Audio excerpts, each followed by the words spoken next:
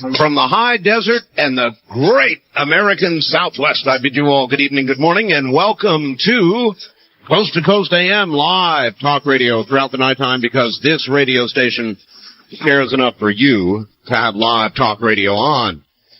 Top of the morning, everybody, from the Hawaiian Tahitian Island, straight across flyover country, to the Caribbean and the U.S. Virgin Islands, south into South America, north to the pole, and worldwide on the Internet. This is Coast to Coast AM. Great to be here this morning. We've got quite a bit to talk about, and we'll get to that in just a minute. Added to the gigantic list of number one radio stations across the country, survey just in for Spokane, Washington. And when you get it down, look at an hour by hour breakout of it, I'd say we're probably averaging about 23 or 24 share in Spokane, number one, running away. KGA Spokane, the latest number one surveyed point for Coast to Coast AM. Absolutely amazing. Amazing. Anyway, the commander of the U.S. Navy, Chief of Naval Operations, appointed by President Clinton, Admiral Mike Borda, died of an apparent self-inflicted gunshot wound in Washington Thursday. The officials who asked not to be identified said Borda died of a gunshot wound. He had been rushed to D.C. General Hospital from his home at the Washington Navy Yard, where the shooting occurred in early afternoon after he went home at midday from the Pentagon. A senior Navy official told reporters earlier that Borda 56 had been shot and that it was not immediately clear whether the gunshot was self-inflicted. Tonight they're saying it was. Shot in the chest with a .38 caliber pistol. That shooting apparently occurred on a bench outside his home. A native of South Bend, Indiana, Borda took over as Chief of Naval Operations in April of '94. He was the first so-called Mustang to ever rise through the ranks from enlisted to become the U.S. Navy's top officer. So, an apparent suicide. Motive? Possibly a Newsweek article that was about to come out. Newsweek was investigating his Vietnam War citations, ones he had wore on his uniform for years, and they were going to question that. So they're saying it is a suicide. That might be a motive. The method is kind of strange. Why would a military man shoot himself in the chest? Obviously, if you fire the bullet, you intend on truly committing suicide, right? You have decided you're really going to do it, or you have not fired the gun. Don't fire the gun. But shooting yourself in the chest is, at best, problematic in terms of getting the job done. Obviously, if you hit the heart, it's going to work. But it's not nearly so sure as shooting yourself in the head. And of all people, a military man would know or should know. So, it's, I'm not saying there's anything strange connected with this, because I don't know that. I just say it is, to me, a little strange that a military person would shoot themselves in the head. I got this fax, which I am going to read to you, and we'll see what we see. Dear Art, I would like to inform you of the latest news regarding the Freeman. By the way, they did meet with the FBI today. Middleman, state senator from Colorado. I trust this is from a credible source who always has documentation and not from the mainstream media.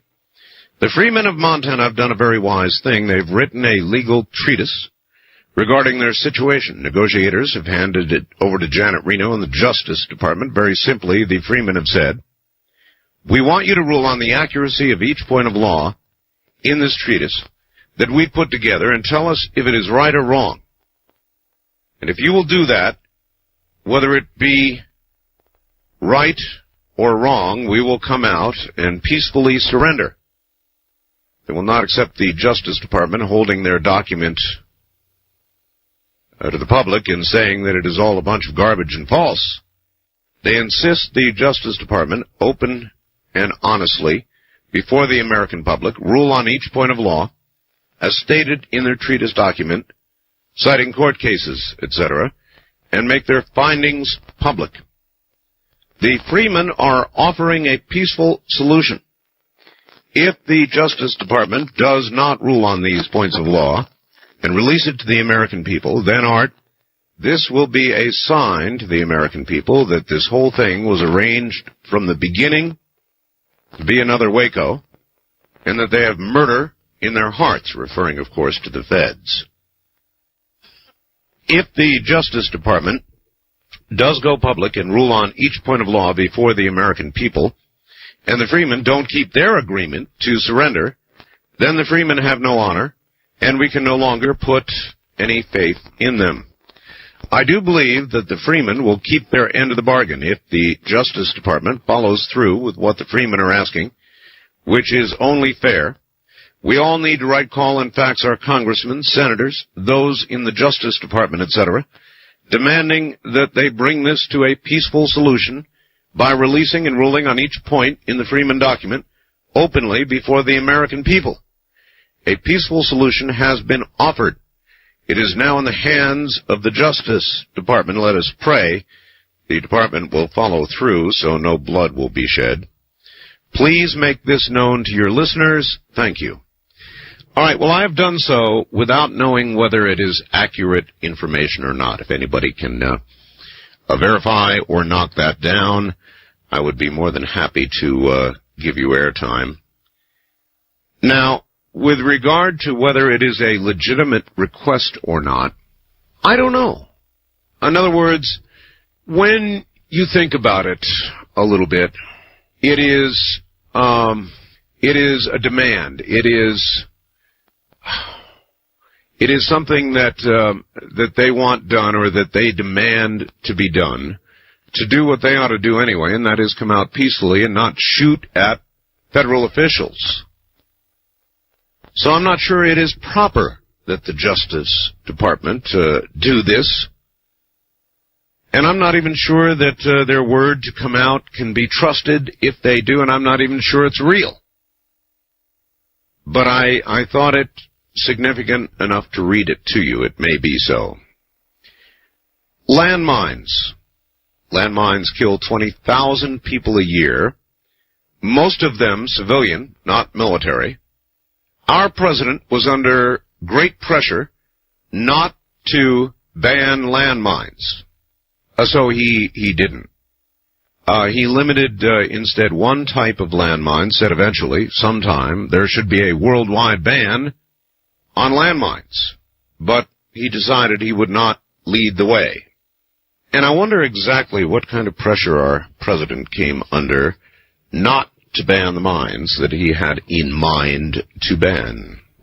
Scientists, according to Reuters, are reporting the discovery of two new and very exciting dinosaur finds in Africa.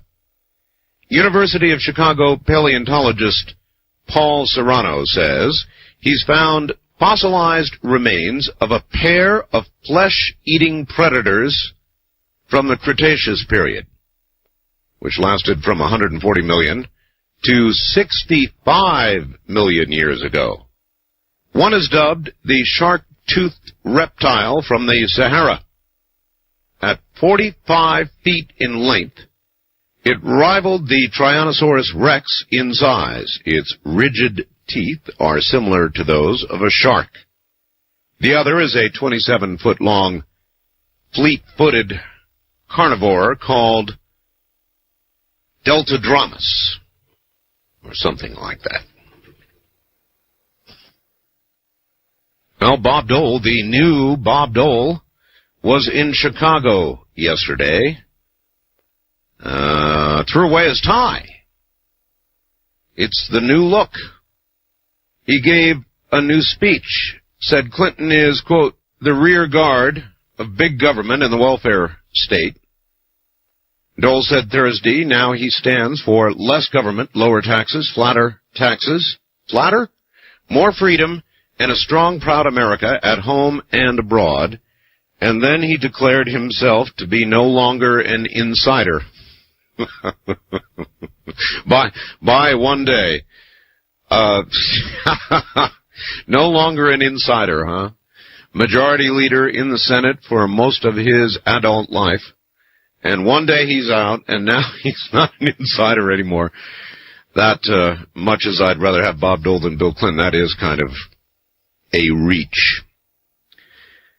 President Clinton vows to extend most favored nation trading status for China, says, though, he's equally committed to imposing sanctions to, quote, stop the piracy of American property, end quote. So the president obviously intent on going forward with MFN for China. Bob Dole also to go along with that. Now the value jet crash, the oxygen-creating canisters. Great controversy. Were they empty or were they full? And ValueJet is saying that their cargo listed them as empty. And there are many people saying, no, they were full. Now, why is this even a question? Are they not able to determine in about 5 minutes whether these damn things are full or not? Why is it a controversy? No evidence, by the way, that it was the cause of the crash. No cockpit voice recorder recovered yet, so it's going to be a very, very long, tedious haul. And I feel very sorry for the people tromping about the swamp in the Everglades. It must be horrible. And I think it will end up traumatizing a lot of the rescue workers. They may be used to this kind of thing, but I'm not sure you can ever be used to this. Our Army, the U.S. Army, is going to soon give away 176,000 surplus M1s. It'll be free. Free! And they will be given to a private organization, NRA connected somehow, which will then be sold. They'll sell the M1s, probably around $600 a piece. And the money collected will be used to support firearm safety and training programs. So in a sense, the taxpayers pay the bill. Now, the people who don't like guns are outraged. Say, my God, what a waste of taxpayer money. Instead, they would like the guns crushed, destroyed. Now, let me think about this a little bit. If their criticism is it'll be a waste of money to give them away, what is it to crush them? So which is the right path? Which is the bigger waste of taxpayer money, would you think? Well, I've got an article here entitled Goatsucker Spreading Fear Across Mexico. The roosters had not yet crowed when the fierce barking of neighborhood dogs jolted Violeta, Colorado, from her sleep. The dogs had some animal cornered, some kind of animal, at the rubbish pile behind Colorado's small concrete house in Zapatola, I believe, a farm village in the steamy oil country of southeastern Mexico. When the canines growled, shuffled, and lunged early last Thursday, the besieged beast responded with a nerve-rattling hiss. I said a hiss, unlike any animal noise she had ever heard. It was a full hour, she says, before the beast escaped the dogs and returned to the country night. The dogs ran after it. So, there you've got it. More apparent evidence of this goatsucker. Mexico is absolutely being consumed with news right now of this creature doing damage, attacking not just animals, but now people Who knows? Somebody yesterday, referring to my little spoof, you remember I said the only way you can know for sure, somebody said they heard sounds out in the forest. I said, well, there's only one way to know for sure, and that is to dress a good-looking, well-endowed female in a low-cut something or another and send her into the woods.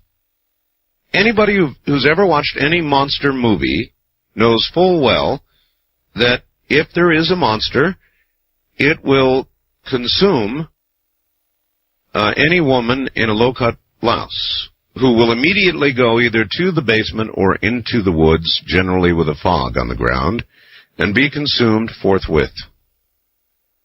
So somebody wrote to me after that and said, first of all, he didn't think that very many listeners regarded it as a spoof.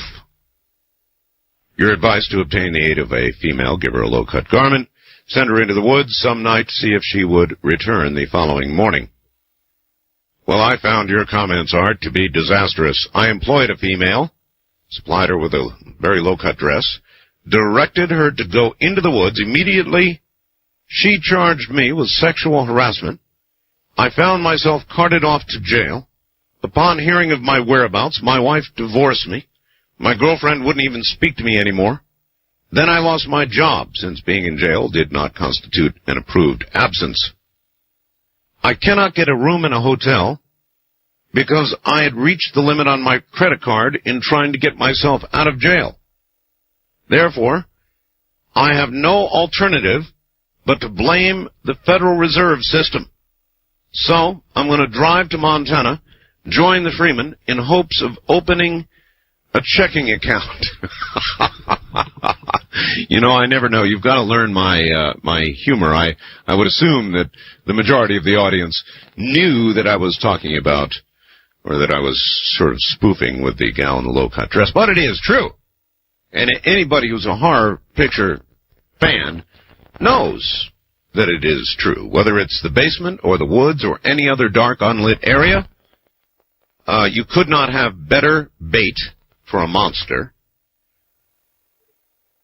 of many kinds than a gal in a low-cut dress. I mean, they are simply monster bait. They might as well have it written right across their forehead, monster bait. And on that note, we'll break here at the bottom of the hour. You never know, I might go for a little truth or trash tonight, or not, depending on where it goes. We'll see how the mood strikes, because this is spontaneous, unscreened talk radio. We'll be right back. This is Premier Network.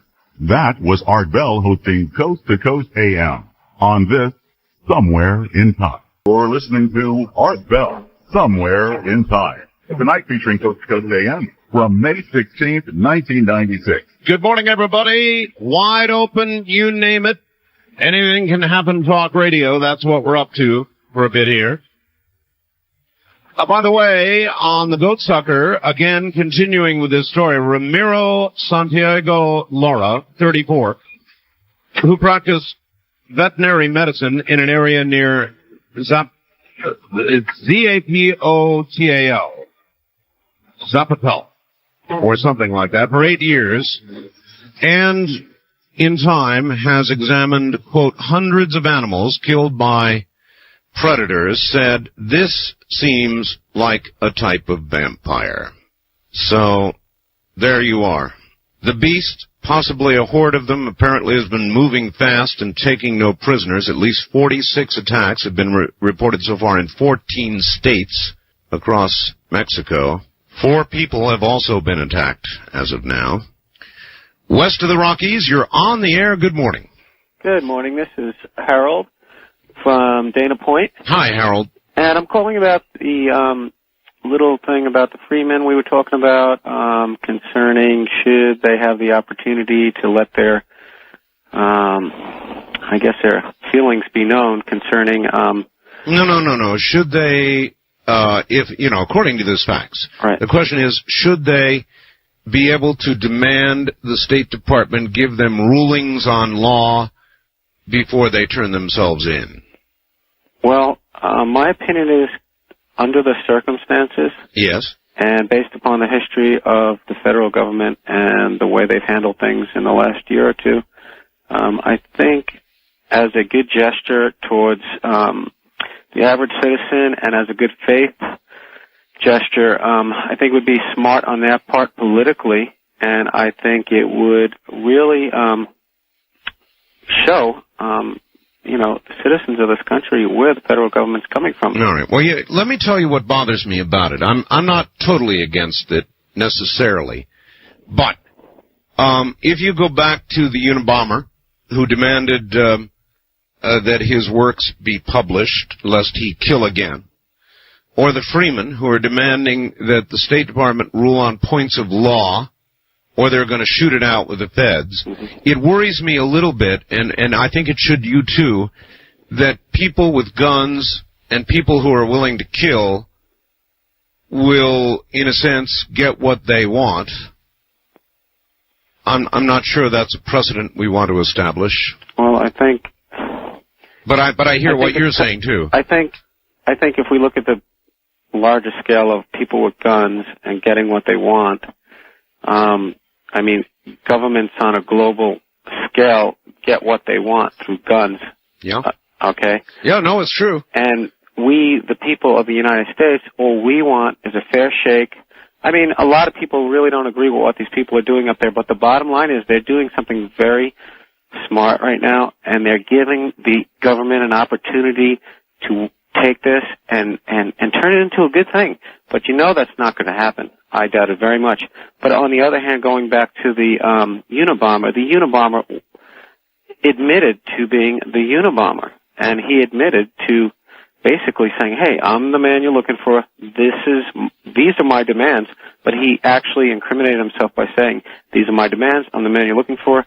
I'm the guy who's been blowing people up and murdering people. Yes, yes. The people in Montana right now are standing on for what they believe in, and what they believe in is, I'm sure they're not. Okay, that certainly is true, sir. But again, they're demanding this be done on threat of gunfire. No, the federal government is threatening the gunfire. They're threatening to all right. Look, if federal officers came to my house. Now, slow up. If federal officers have legitimate arrest warrants, right, and they cannot serve them because if they try, they'll be shot, right, then I'm not sure that these men have a right to demand anything of the Justice Department prior to their giving up peacefully and facing a jury of their peers. Look, what I'm saying is I'm not certain that it shouldn't be done. Maybe it should. I'm willing to debate that with you. I'm just saying that acceding to demands is inevitably going to lead to more demands by other groups who will see clearly that either killing, as in the case of the Unabomber, or the implied threat of it, unless your demands are met, works. And if it works, then a lot of people are going to begin to do it. In fact, it may well be that they are going by the response to the Unabomber's demands to be published, which he was, which arguably then led to his capture. So I don't know. What's right? What's wrong here? You tell me. West of the Rockies, you're on the air. Hi. Good evening, Art. Good evening. This is Andy on 1190 KEX. Yes, Andy. Are you trying to say that your UFOs are put together magnetically? I have no idea. They're not my UFOs, Andy. Well, the guy that sent you the pieces, they came back and they said they were magnetic. No, they didn't, Andy. You're not listening. I'm not? No. I heard you say they were aluminum magnetic. No, Andy. Aluminum is specifically non-magnetic. Oh, I must have misread you. Yes, you must have misheard me. I don't have readers, Andy. Non-magnetic. So the theory would be that in a large magnetic field, you might wish to use aluminum as a conductor, a non-affected conductor in a strong magnetic field. First-time caller line, you're on the air. Hi. Going once. Gone. Wildcard line, you're on the air. Top of the morning. Hey, Art Bell, how you doing? Okay. Yes, I have some information about La Chupacabra. This is Chris in Portland. Yes, Chris. I just came across a very well-informative article in a magazine called Paranoia. Paranoia? Yes, the magazine is called Paranoia. Now, there's a title for a magazine. The subtitle of it is The Conspiracy Reader. All right. So, but in any case, it's a 5-page article on the chupacabras, and there's some really great information in here that you might not have heard about. One of them, the most interesting that I found was it says that they took samples of its blood in Campo Rico in Canovanas. I'm assuming this is Mexico. Let me tell you, sir, there's a lot of news that we don't get about chupacabra in Mexico. I was delivered a videotape earlier today. Unfortunately, this fellow taped my show, by plugging the audio into his VCR and running it in the 6-hour mode. And what he caught was an apparent video of what is purported to be on Mexican television, a dead chupacabra. I've got it, but it's in the 6-hour mode, which means it's lousy reproduction. And I may try to convert a picture and get it up on the website, but it would purport to be the first photograph of a chupacabra. And I'll tell you one thing, this sucker is ugly. Wow. Yeah. Yeah, well, in any case, this blood sample that they said they took, they had 3 different samples of it. One of them was found to be pretty much the same as blood, human blood with an A type, and the second one was found to just be matter, feces matter with diseases in it, which would be from it. And the third sample says the genetic analysis has revealed that the blood is in no way human or any other known animal known to man, known to science. So, that's very interesting, but again, sir, it's from a publication called Paranoia. Indeed, it is. However, they do seem to be pretty precise with their information. You know what we need? Hey, I've got an idea. You know what we need in America? What's that? We need an official course in school on conspiracies. Yeah. So that these young people can grow up educated in the ways of knowledge of the best conspiracies, and we'll be able to call and talk to talk radio and be very informative when they call. All right, thank you very much. In other words, the Federal Reserve. That would be one course. The Trilateral Commission. The hidden hand of government. The Kennedy assassination, 2 chapters. There should be a course in conspiracy in America. That way we can all be operating from the same page. To the Rockies, you're on the air. Hey, Art, how you doing this morning? All right. And I guess that was it. He lost it. Wildcard line, you're on the air. Hi. Hi, this is Mark in Decatur, Alabama. Hi, Mark. How you doing? Oh, fine. Hey, I heard the report about these M1 Garans that are supposedly being given away. 176,000 of them. Good heavens. Well, I think that's a good idea. I think it's been done before. Well, the choice, the gun grabbers they say that's a waste of taxpayer money, and they want them crushed. Well, that costs money, too. It sure does. As a matter of fact, they've been doing that right down in Alabama, in Addison, Alabama. There's an arsenal there. Mm-hmm. And up to recently, they've been doing that. But, these could be useful for, say, chupacabra hunting. That's true. Yeah. That's true. I mean, what if these suckers multiply like crazy and the average American citizen needs protection? Yep. Well, there are 30-odd sticks if they're the Garin. Well. And that ought to put a big hole in a chupacabra. Well, yes. But, I mean, poor people need guns, too. Yes. All right, thank you. Oh, how does this happen to us, a new creature, huh? How does this happen? Why are we blessed with a new creature, and particularly something so horrible, reptilian-like, ugly, and thirsty for, of all things, blood? Sheesh. West of the Rockies, you're on the air. Hi.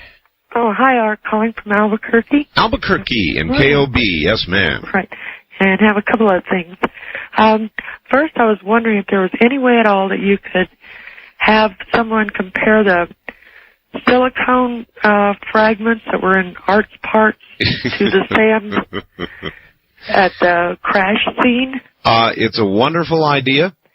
I'm not sure that there is anything specific about the sand at the crash scene that would be different, but maybe there is. Right. And, these parts now, arts parts, are going through more testing, metallurgical testing now. But your idea is a damn good one. Well, okay. Now I've got another thing here, too.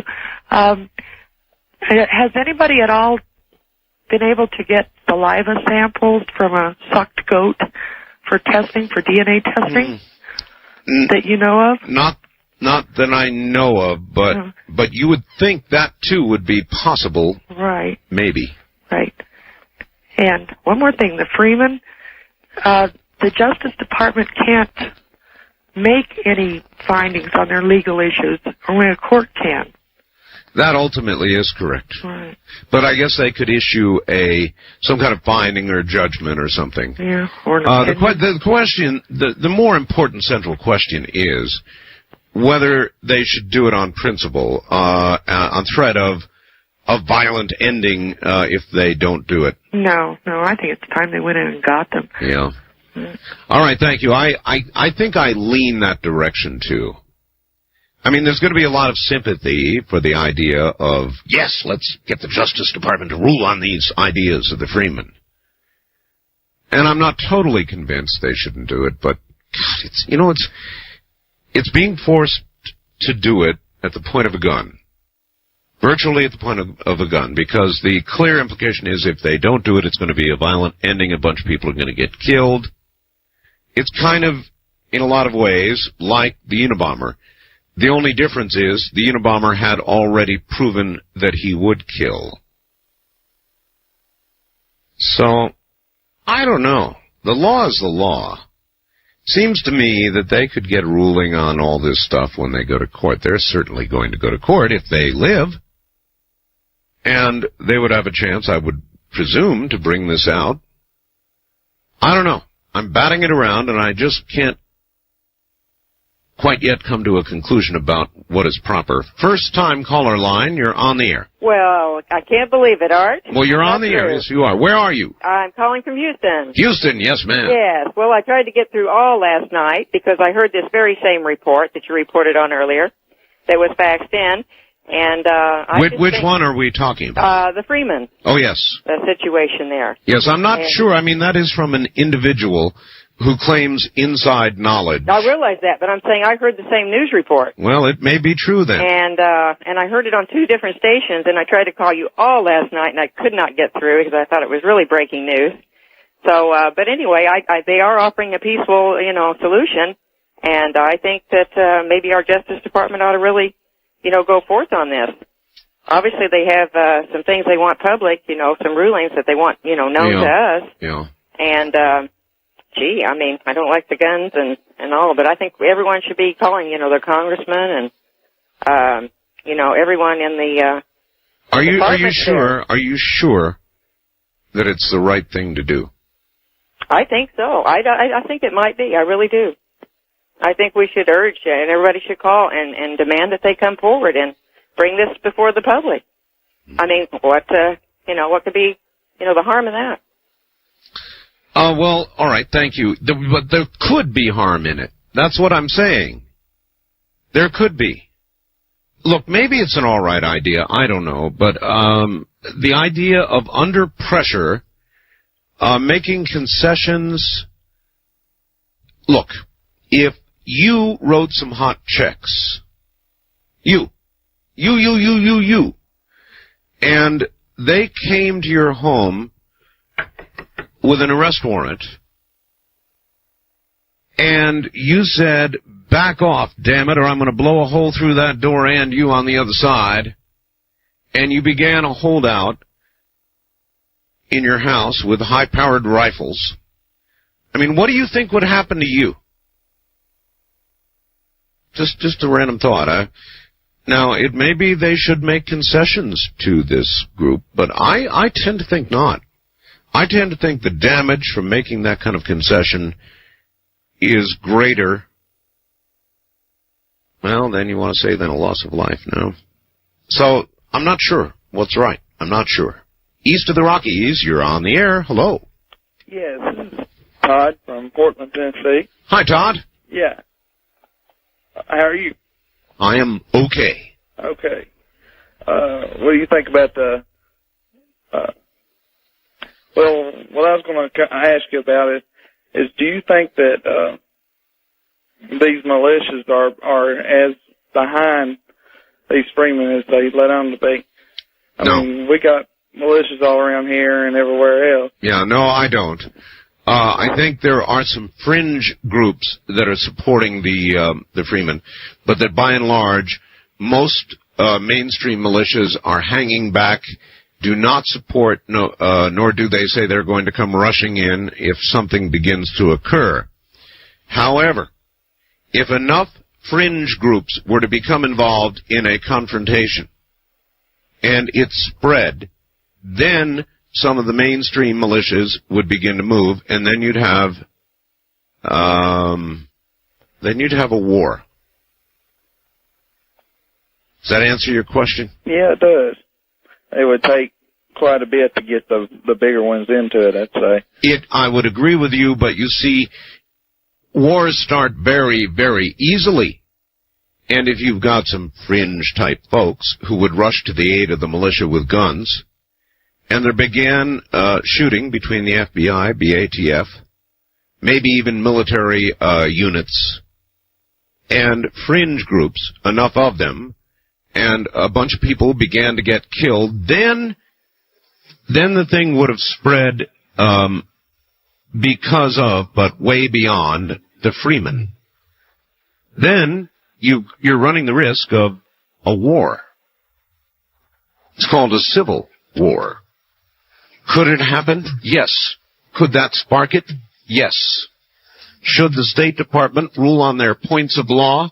I'm not sure. The trip back in time continues with Art Bell hosting Coast to Coast AM. More Somewhere in Time coming up. KNYE Networks presents Art Bell Somewhere in Time. Tonight featuring Coast to Coast AM from May 16, 1996. This is interesting. Somebody sent me the actual FBI issuance of a warning, and I will protect this person's privacy, and they have asked that I do so because they would be easily identified. But this is the purports to be, and I believe it to be, the actual regional broadcast to law enforcement agencies of exactly what some groups are thought to have in mind, targets of opportunity, that kind of thing. So I appreciate your sending this to me, and I'll go through it very carefully. Take a look. So we're talking about the Freemen a little bit. There is a report that they have asked the Justice Department to rule on several points of law. Now, this is it's not a sure thing. I got it in a fax. Somebody just called and said, yes, it's been airing elsewhere as well. The Freemen have a law treatise, and they want the Justice Department to rule on it point by point and claim that if the Justice Department will do so, that no matter how they answer, they will come out. And I've been sitting here not altogether sure about what's right. In other words, should the Justice Department give in? It's literally at the point of a gun, because obviously if they don't come out, there's going to be a dynamic resolution to this standoff, and people are going to be killed. So they're in essence saying either do this or we're going to, it's going to be a shootout. So I'm not sure what's right. I mean, the Unabomber got published. These guys want their points of law tended to before they'll come out. And all I can say is this. If you were accused of, keyword accused of, writing a bad check, hot check, whatever, and a marshal came to your door with a warrant for arrest, would you think you would have the opportunity to have points of law ruled on by the Justice Department before you were taken into custody? The answer to that clearly has to be no. So whether or not we should do it for the Freemen, I'm not sure. Art, if you will answer this, please. If the only way you could eat was to get the chip in the right hand, the chip. By the way, I was saying earlier, we're getting to the point in America now where I think there should be a class in our schoolrooms, conspiracy class, so that people might have their conspiracy IDs together. So then when they graduate, they can call talk radio and they can talk intelligently and know how to properly bash the Fed, the Rockefellers, Bilderbergers. They will know how to talk about JFK's assassination, knowing the multiple or single bouncing bullet theories. There would be no end. The hidden hand behind the hidden hand behind the hidden hand. Perhaps they would be forced to memorize all the names of the people who are on the Trilateral Commission, that sort of thing. Anyway, Art, please answer this. If the only way you could eat was to get a chip in your right hand, would you get it and lose your soul, or refuse it and lose your life? Ray asks this impertinent question. Well, first of all, I don't know that I'd lose my soul if I had the chip. Now, if I had a chip that I could just wave in front of the supermarket thing, and there would be my bill, no cards, no numbers, nothing, just wave your hand in front of the little scanner. And so, would I starve to death or take the chip in the right hand? Interesting, provocative question, Ray. I'd probably take the chip. You want the truth, right, Ray? Starve to death? I'm not interested in doing that.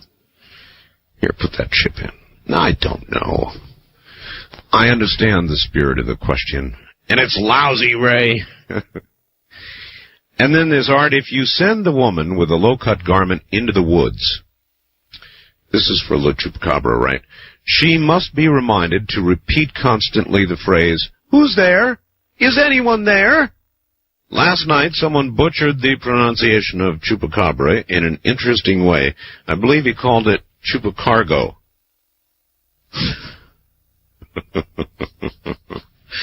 Maybe these creatures work for UPS, he says. Hi, Art. Is it not interesting that Mexico experiences thousands of UFO sightings, then a few months later is inundated with strange new critters? What did the one in the video look like? Yes, I have a video. The one in the video looked horrible. Somebody sent me a video from Mexico of what purports to be a chupacabra, and it's got great big teeth. It looks like it has been dead for a while, but clearly it is no animal that I know of. Unfortunately, he did it on VHS on the 6-hour speed, and what he was doing was recording my program. The audio is my program, but the video is of a Mexican TV station, and as part of the hours of coverage, they put on some coverage of what purports to be a chupacabra, and I've got it, but it's in the 6-hour mode. You know, he's using the long record mode. So I've got this video, which I may try to convert to a photograph, a still, and then upload, if you want to look at what purports to be a real chupacabra. And it could be, it looks awful. Absolutely awful. I just wish the shot was better. West of the Rockies, you're on the air. Hi, Art. Hello. Can't believe that they're trying to dupe you into agreeing with conceding to the Freeman's demands. Yeah, I'm not real hot on it. I mean, I'm considering it. I'm considering it, I guess, the way I did the demands of the Unabomber to be published. But it's completely different. Here, the Freemen are breaking the law, trespassing. Well, they're breaking the law also and not allowing themselves by force of arms to be served. That also. Yeah. And the place to prove that or disprove it is in the court. No, I agree.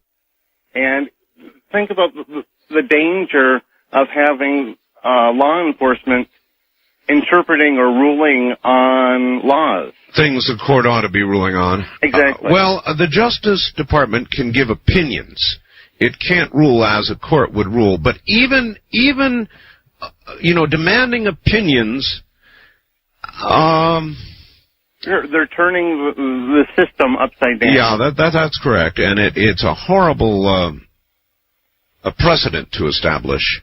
So I don't think I'm for it. But then the other side of the coin is, if that would end it peacefully, instead of a bunch of cops and FBI and BATF getting killed, along with a bunch of people inside getting killed, it's a weighty item to think about. Oh, that it is.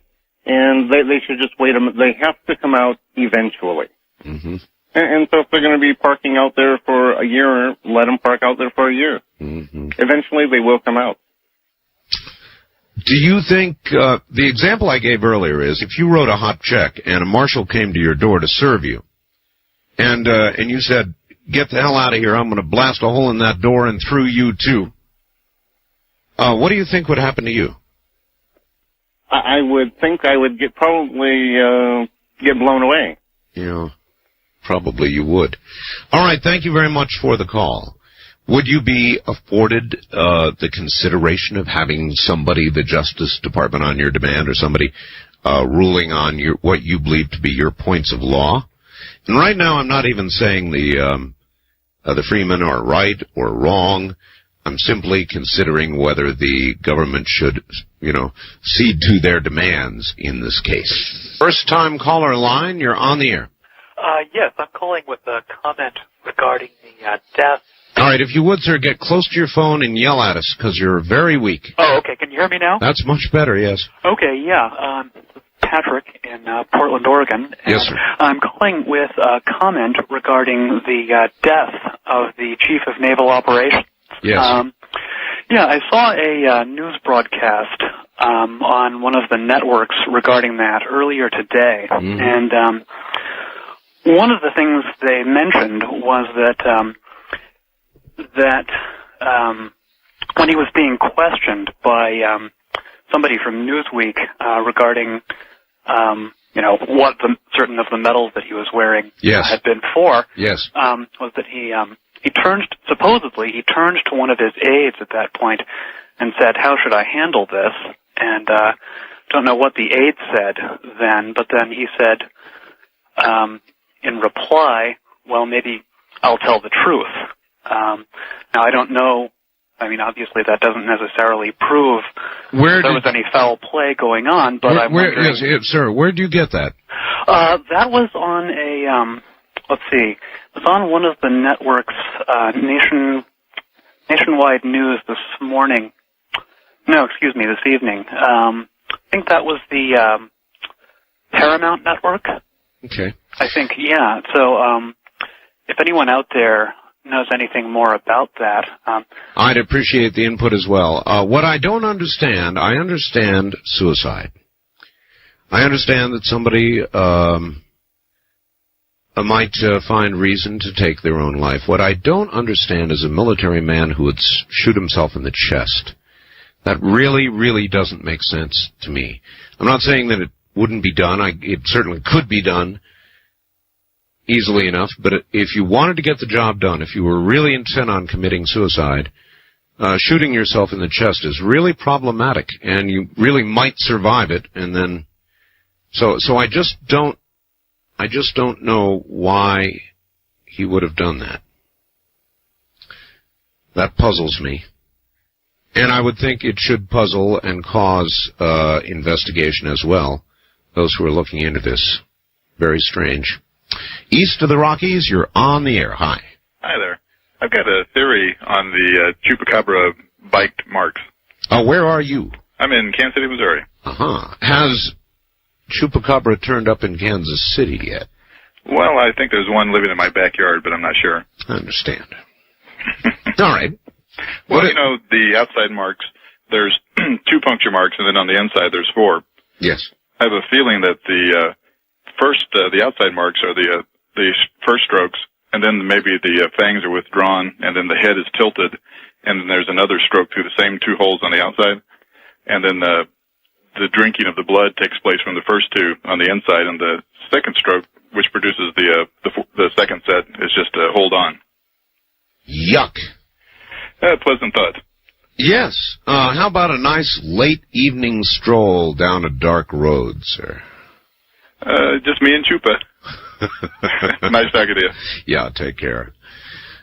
And I wish I knew what this creature was. The video that I've got is very upsetting. If you saw this, you know, it shows the jaw and the teeth, and the teeth. The jaw is sort of prehistoric.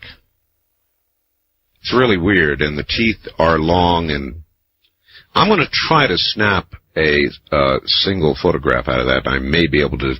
I'll do the best I can. Unfortunately, again, though, it was in the 6-hour mode. And the 6-hour mode is good for audio, but it sure isn't much for video. West of the Rockies, you're on the air. Hi. Hi, Art. This is Johnny from Hawaii, Kai, Hawaii. Yes, sir. I had a couple of things I wanted to ask you about. Okay. I've been listening to you for a while now. I called a couple times last week. Anyways, whatever happened to Doc Democrat? Well, I guess he's around. I was just wondering. I used to love to hear him. And I think he called 2 days ago. Oh, really? Yeah. I missed him. Mm-hmm. Anyways, another thing I wanted to talk to you about was the Freeman. Yes. And I agree with some of the callers that called in last night, and I believe that it's time that the FBI or the tobacco, firearms, whoever, I believe it's time we take some kind of action against those people now. This is, I don't know how many, the 57th day or something like that, if not longer, that, you know, they haven't accomplished a thing. We're wasting a lot of money on it, and I don't know what we should do about it, but I think we should do something about it. Well, they're trying everything. I mean, Bo Greitz has been there. Senator Duke from Colorado's there now, trying to act as middle person. They've gone absolutely nowhere. I got a message here saying they want the Justice Department, you know, to rule on their law treatise point by point, and if the Justice Department will only do that, they say they'll come out. Huh. Do you think that is something that should be done, or should they get the same? Well, yeah, I agree with you. I agree with what you're saying, you know, but I believe we should set a certain timeline. We just can't let this keep going on and on and on without, you know, anybody, you know, we're at a stalemate right now. I absolutely agree with you, sir, and that's what I said. Last night I went on into the IRC chat, and somebody asked me exactly that question. They asked what I think should be done in the case of the Freeman. And my one-line reply, you know, when you're in a chat room, you issue one-line replies, was I think there ought to be an ultimatum given. And I do think that way the ball goes back into their court. Basically, the law is saying, look, the law is going to be applied to you as it is to everybody else.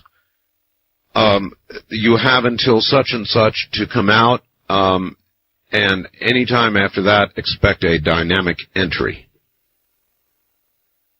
In other words, we're going to come in and get you.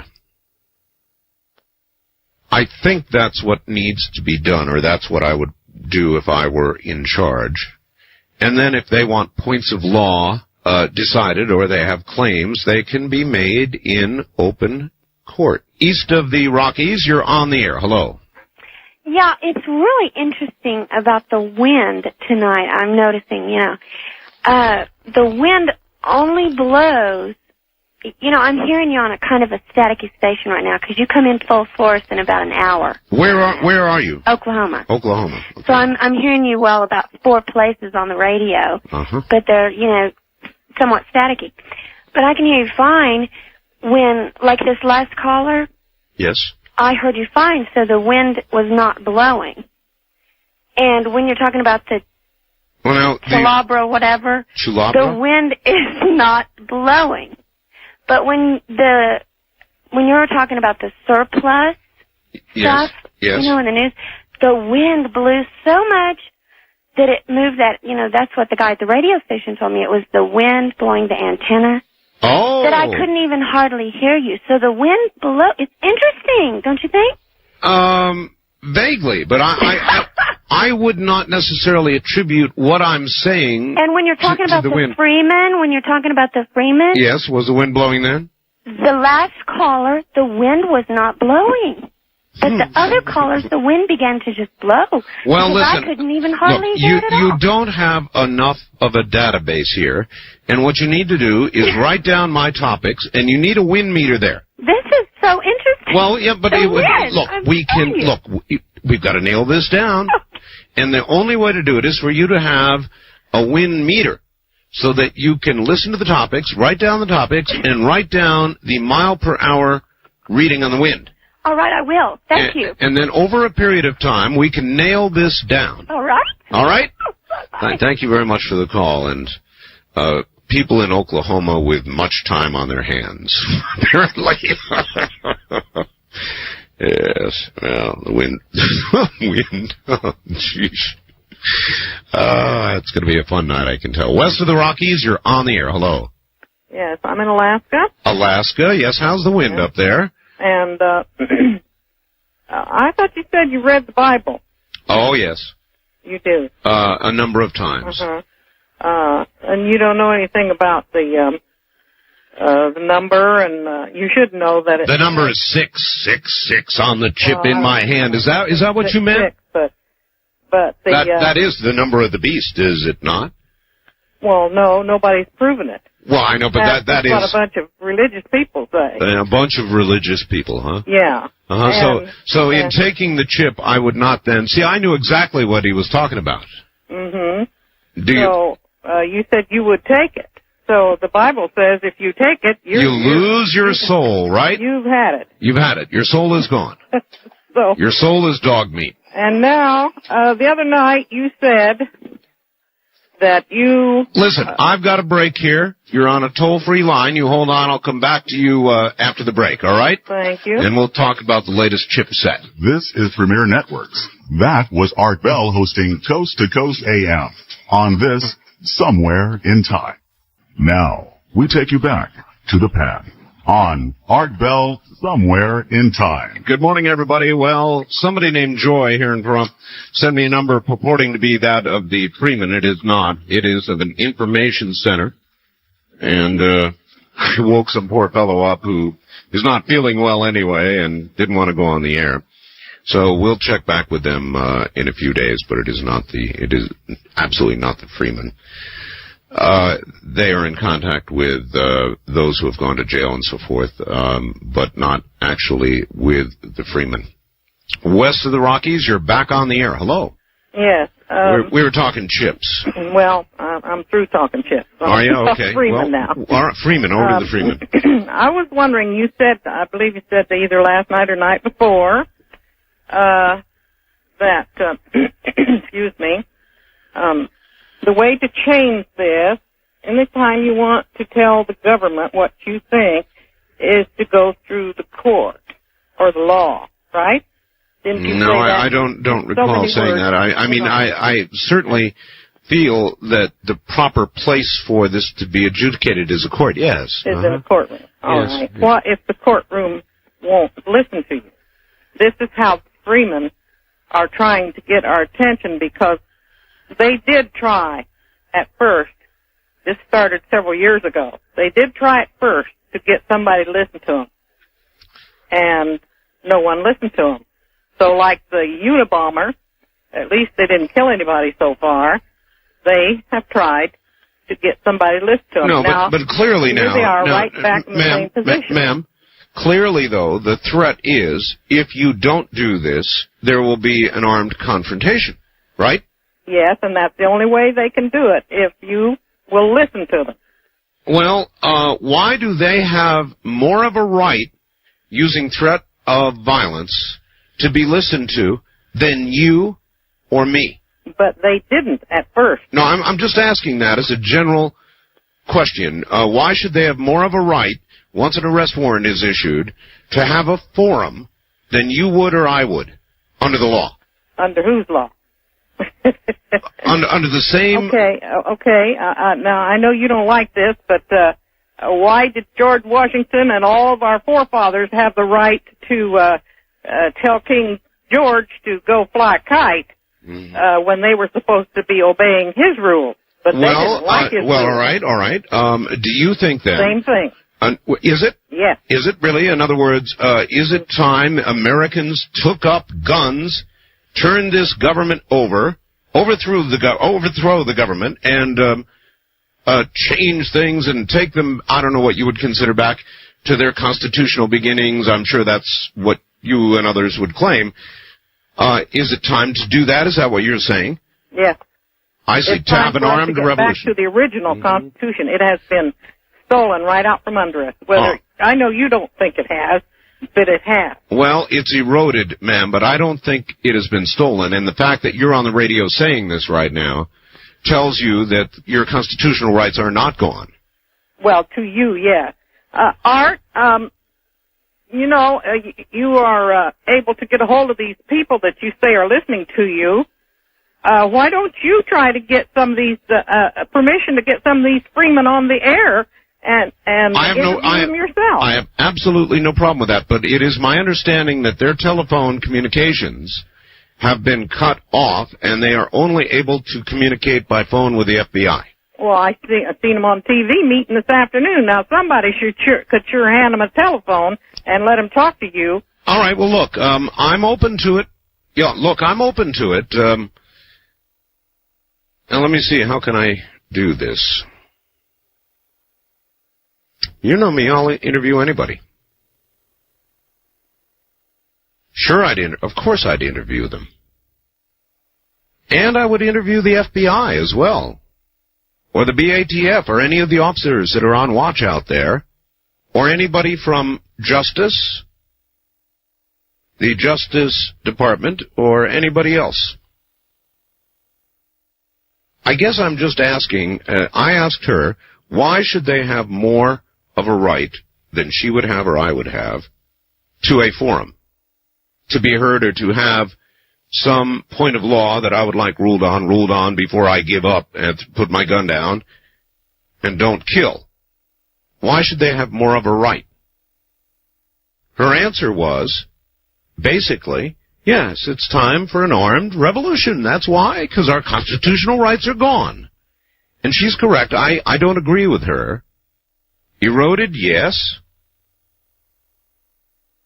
Every time the government faces a greater threat, drugs, crime, juvenile crime, senseless murder, gang warfare, in order to do something about it, it's going to compress your rights under the Constitution. Or somebody's rights. That's a true statement. So, I don't think it's time to pick up guns and change our form of government, because it is not our form of government that is the problem, and that's where everybody's going wrong. It is us. We are the problem. And if our constitutional rights are evaporating and being compressed, we're the ones doing it. Don't you get it? A lot of people don't get it. To a lot of people, it is them, the government, taking the rights from us. Well, no, it isn't either. No, damn it, it is not. I'm not saying they might not take advantage and go farther than they ought in some cases. But basically, most of what's occurring is a response to what we are doing. 100,000 more police on the streets? Why? Well, because we've got a lot of indiscriminate crime going on out there, that's why. A war on drugs? Why? Because it's destroying America. That's why. Now, in fighting that war, certain liberties are taken. Both meanings apply. Certain liberties are taken. And this will continue to be the case as we become greater in population, as we continue to centralize that population, as that population continues to misbehave and break the law. It will be tougher on everybody. East of the Rockies, you're on the air. Hi. Yes.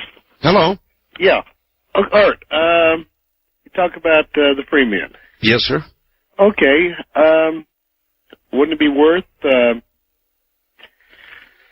this on the air and, discussing it? Yes. The answer is yes. I'm not sure. Yes. The possibility of a revolution? Yes.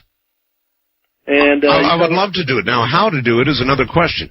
I understand they have hams. You're a hams operator? Ham operator. Yes, I've heard that, and I put out a frequency on the air, but I have yet to get any feedback from anybody saying they have heard anything. Okay, I've listened on that frequency on my shortwave. And haven't gotten anything. Yeah, well. So okay. How do I talk to them? I would love to, sure. Yeah, but might give them your call numbers or whatever, and see if you can hear from them. All right, thank you. Look, I well understand we are heard there at the compound. I understand the FBI and the BATF all listen. We're all across Montana. We hit Montana from a million different directions, believe me. Now, if anybody can help, here is one thing that you could do. You can fax me.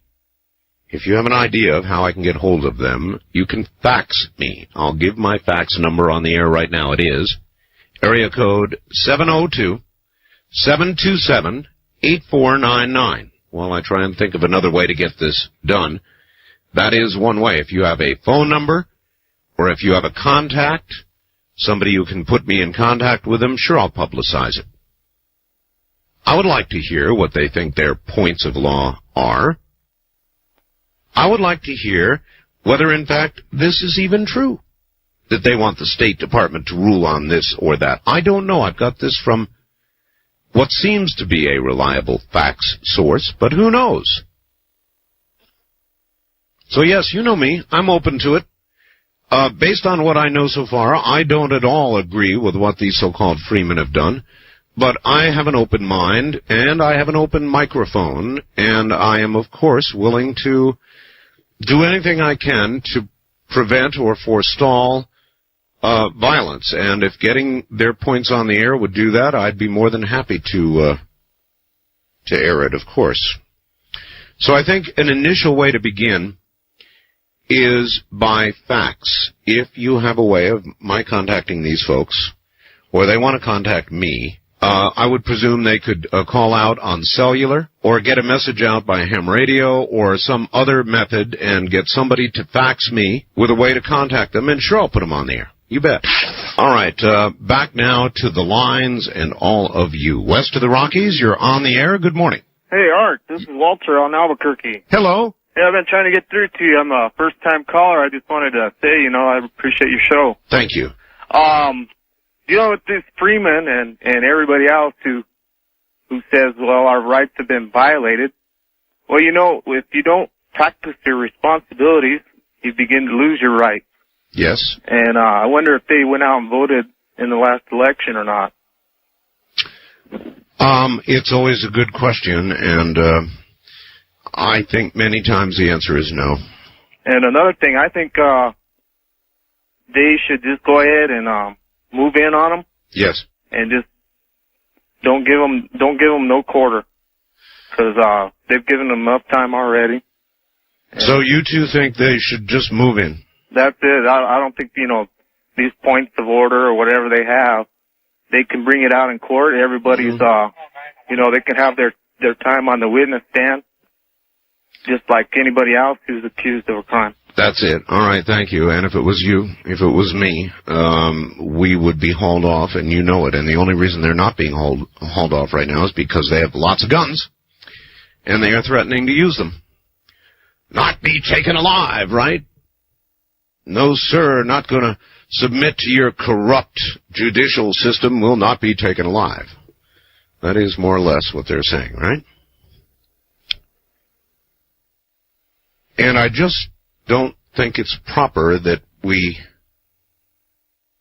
cave to those demands any more than the police or marshals would cave to such demands that I would make on a personal basis. That's the thread of my thinking on this. Oh. West of the Rockies, you're on the air. Hello. Hi, Art. Nonpartisan Tim in San Diego here. Hi, Tim. How are you? Pretty good. I've said it before. I'll say it again. I think it's everybody's personal decision when the government has gone too far and it's time to take it back. We were given the right to do that. Thomas Jefferson wrote that, you know, when a government, I don't know the exact word, but when a government no longer represents the people, when it becomes a tyranny, we have the right to overthrow it. And, of course, not everybody is going to agree at the same time when that point has been reached. And you think that point has been reached? No, I do not. You don't? But I do believe that the freemen have, you know, nobody can sit here and tell them that point hasn't been reached. If they feel that it has, then they're going to take the appropriate action. Well, if a lot of people felt that point had been reached, then I would think the militias, which consider themselves, I'm sure, the point guys in the watchfulness over the government, would have been rushing in, and they're not. Well, it's not for them to decide when the point has been reached. It's for each, I believe it's for each individual person has to decide for himself. Yes, sir, but my point was that if many such decisions had already been made, then surely the militias, which are the point guys in watchfulness, would be rushing to the assistance of these free men, so-called. You're right. And because they haven't, that shows you that most likely the militia have not decided that the point has been reached. And if they haven't, we're behind them, I'm sure, in making that decision. So if the militia has not made that decision, then what should be done? Should these men then be brought to justice as you would be or I would be? Yeah, I think they should, and I think they will be. And as far as what gives them the right to have their say before they are brought to justice, I think if you look at it from their point of view, they're about to be railroaded. Now, I don't believe they are. You don't. I think we both agree that they should be in jail, or at least be in court, in front of a jury. But from their point of view, they're about to get railroaded.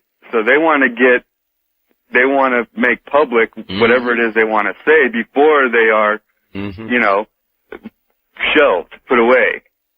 And yeah, I think that's what gives them the right to take their stand and have their say before they are put away.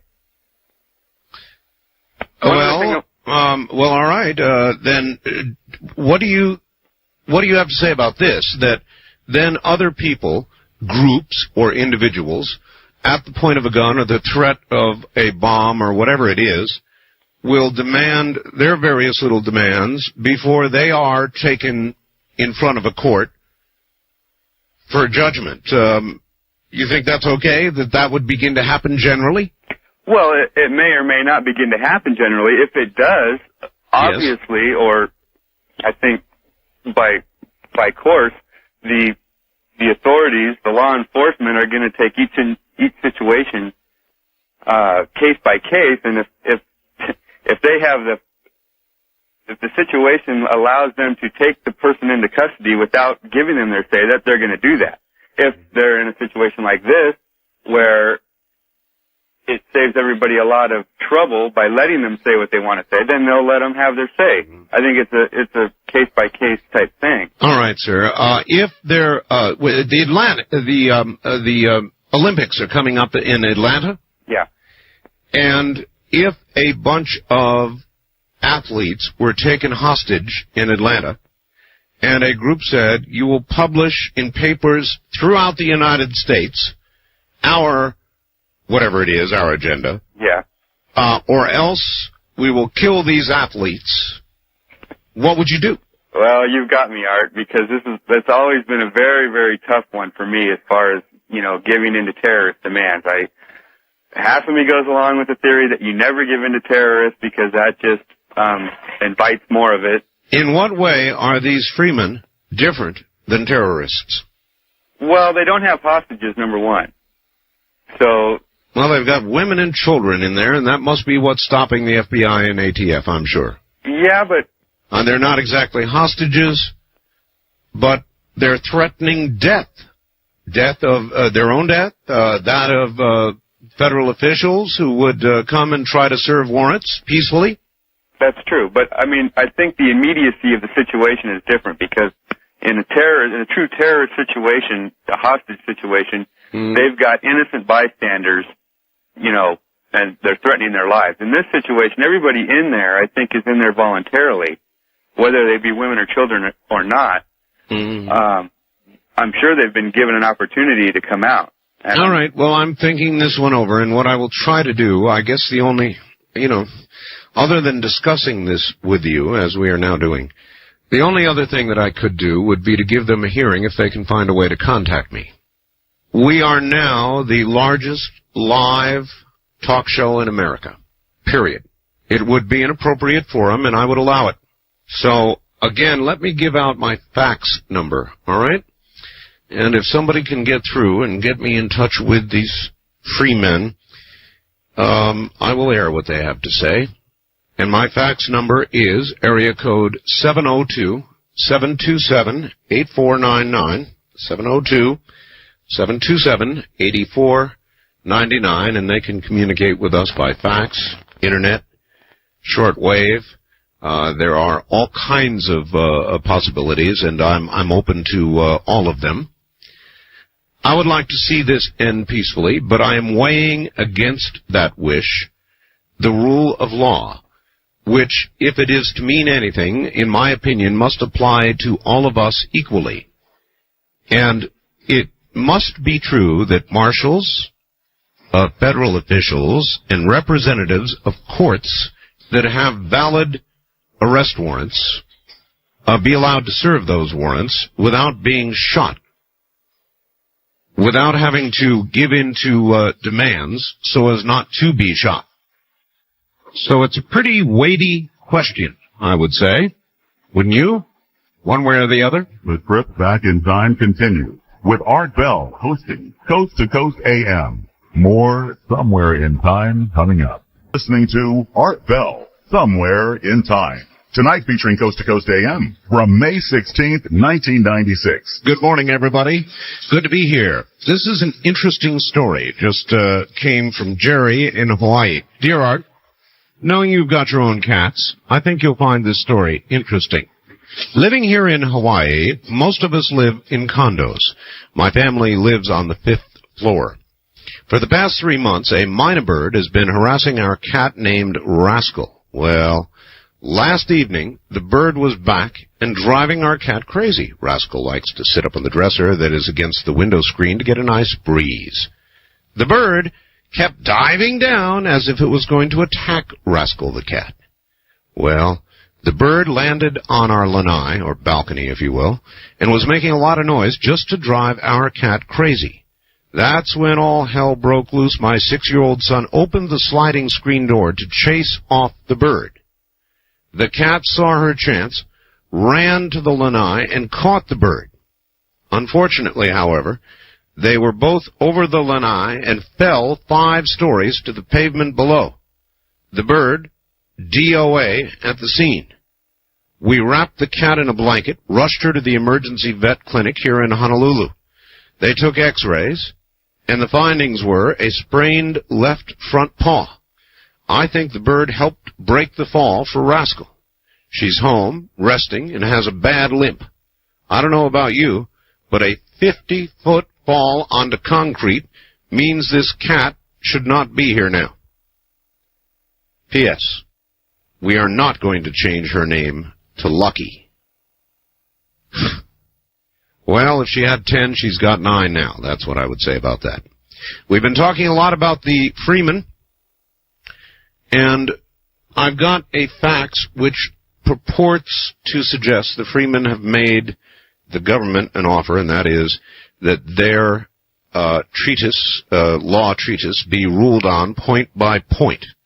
And if the Justice Department is willing to do this, they are then willing to come out and there will not be a bloody exchange. I have no way of knowing if this is an accurate piece of information, but it has been aired elsewhere, so my facts simply adds to that. If it is true, I'm not sure what's right.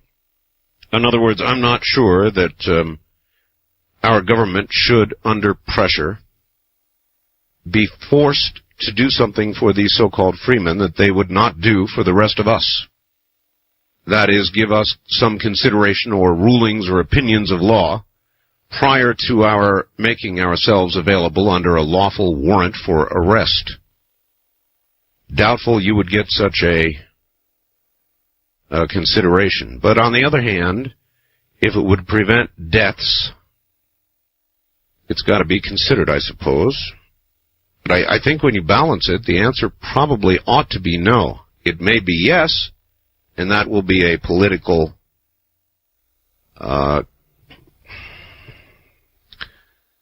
what would be the right word? A kind of a cave-in, huh? Listen, how many of you are on the Internet? I've spent the last few days after the program, as I'm able, on a chat room, in a chat room, on the Internet. IRC chat. West of the Rockies, you're on the air. Hi. This is Thad in Boise. Yes, sir. You had a caller earlier talking about the mark of the beast, the 666 number. Yes. And maybe somebody can call you with more information than I do, but this is just something to think about. On the UPC symbols, things that's the Unified Product Code or whatever it is. Exactly. Yeah. And I remember hearing this actually in high school, which wasn't too long ago for me.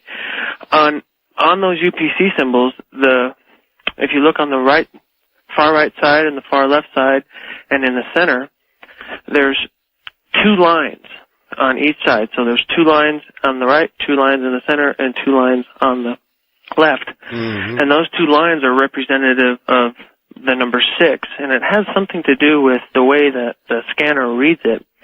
And I'd like to know more about it if somebody out there wants to call and has more information about it computer-wise, but it's just something to think about. All right, thank you very much for the call. Well, people have been talking about that for years. That is not new. Mark of the beast. Somebody sent me a fax and said, Art, if you had a choice of eating or having a chip implanted in your hand and losing your soul, what would you do? No. I don't know. What would you do? Would you take the chip? My guess is that before it ever came to that, we'd be at war or something. That's a real answer. Don't you think? Implant a chip in your hand? First time caller line, you're on the air. Yeah, Art, hi. Hi there. Alex from Houston. Hi, Alex. I've been listening to your show for about a year, and I just thought I'd just give you a call for the first time. Finally decided to do it after a whole year, huh? Well, I actually finally got off of work early enough to do it. I see. But about the freemen in Montana. Yes. They're arguing about their rights being taken away and everything like that. Yes.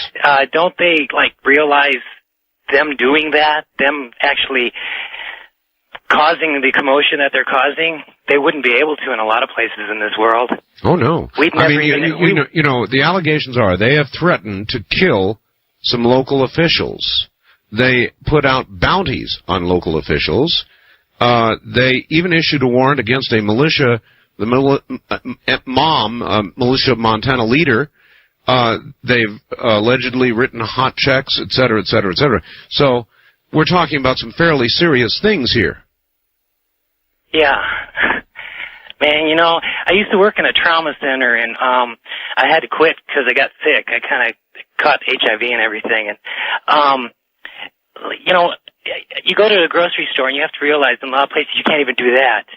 We got it good. The government kind of sucks, and there's a lot of bad things and everything like that, but people, we got it pretty good. We need to work on a lot of things, but a lot of people got to use some common sense. Well, I agree with that. Thank you. I do agree with that. Common sense. What does common sense tell you about the situation in Montana?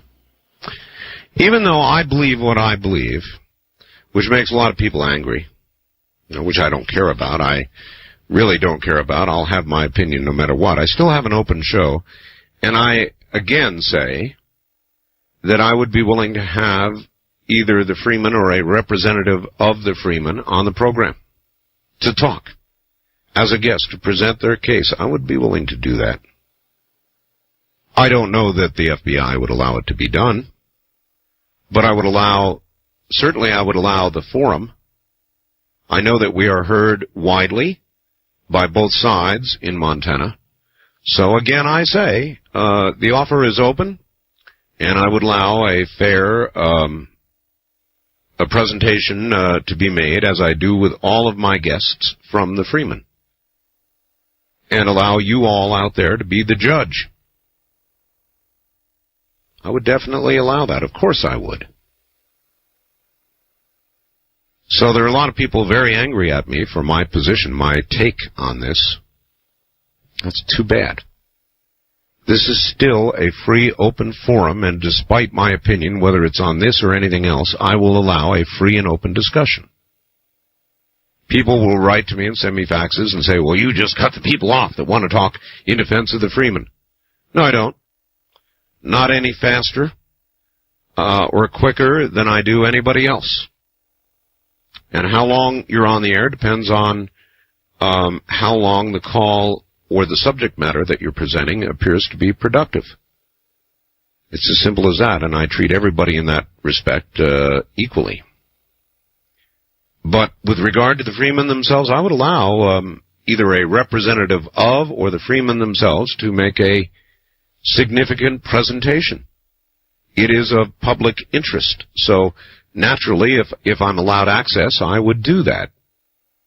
Guaranteed. First-time caller line, you're on the air. Hi. Hello there. Goodbye. East of the Rockies, you're on the air. Good morning. Good morning, Art Bill. Yes, sir. John from Youngstown. Youngstown, Ohio. All right. Last year I sent you a letter about conditions in Moscow. Yes. Did you get it?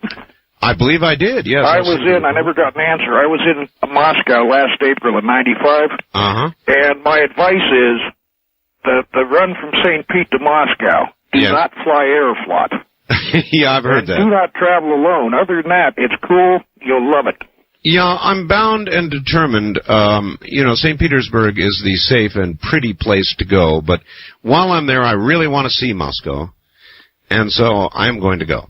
Well, on April 10th last year, I was in Lenin's tomb looking at Lenin. Is that right? It's a once-in-a-lifetime. I've been in 19 countries. You will not regret it. But don't travel alone. Don't travel alone at night. And don't fly Aeroflot. How did Lenin seem to you? Stuffed. They don't really let you look to keep the line moving, you know. Yeah, I'm sure but they do. The good news is he's still stuffed. All right, sir. Thank you. Still stuffed. I don't know why I want to do that, and I know that it is a little bit dangerous. I've heard a lot about Moscow, but I really do want to see it. It's kind of an option from St. Petersburg one day, and, you only live once. Play hard, right? West of the Rockies, you're on the air. Thank you. You're welcome. This is Mark from Riverside, California. Okay. And I'd like to let people know in California that there's a Dynetics event happening at the Shrine Auditorium. We don't allow PSAs, sir. Oh, I'm sorry. I'm not trying to do a PSA. I just... Yes, you were. Okay. We don't allow PSAs, so not without clearing them first, because we can't have any way of knowing the information you're giving out is accurate. Okay, sir. Sunday's program was quite interesting. Sunday's program. Oh, you mean Dreamland? Dreamland, you're right. Yes. I found the discussion about prenatal memories coming from data also that is in Dynetics. What is the earliest memory you have? Earliest one I have, probably about 3 or 4. 3 or 4? Yeah. Yeah, I'd say that's probably true for me, too. How about the rest of you? What is the earliest thing that you can remember?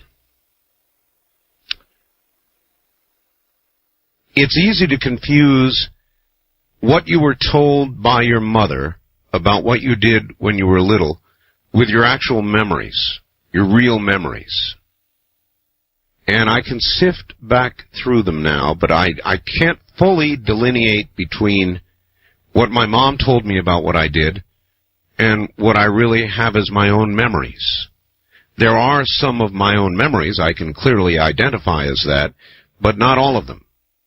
Have you ever tried reaching back to see how far back you could actually remember? There are people who claim they have remembrance of swimming about in the womb and kicking mom.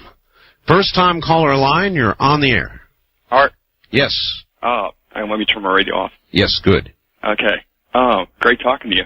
And you? Where are you? This is Tom in St. Louis. Yes, sir.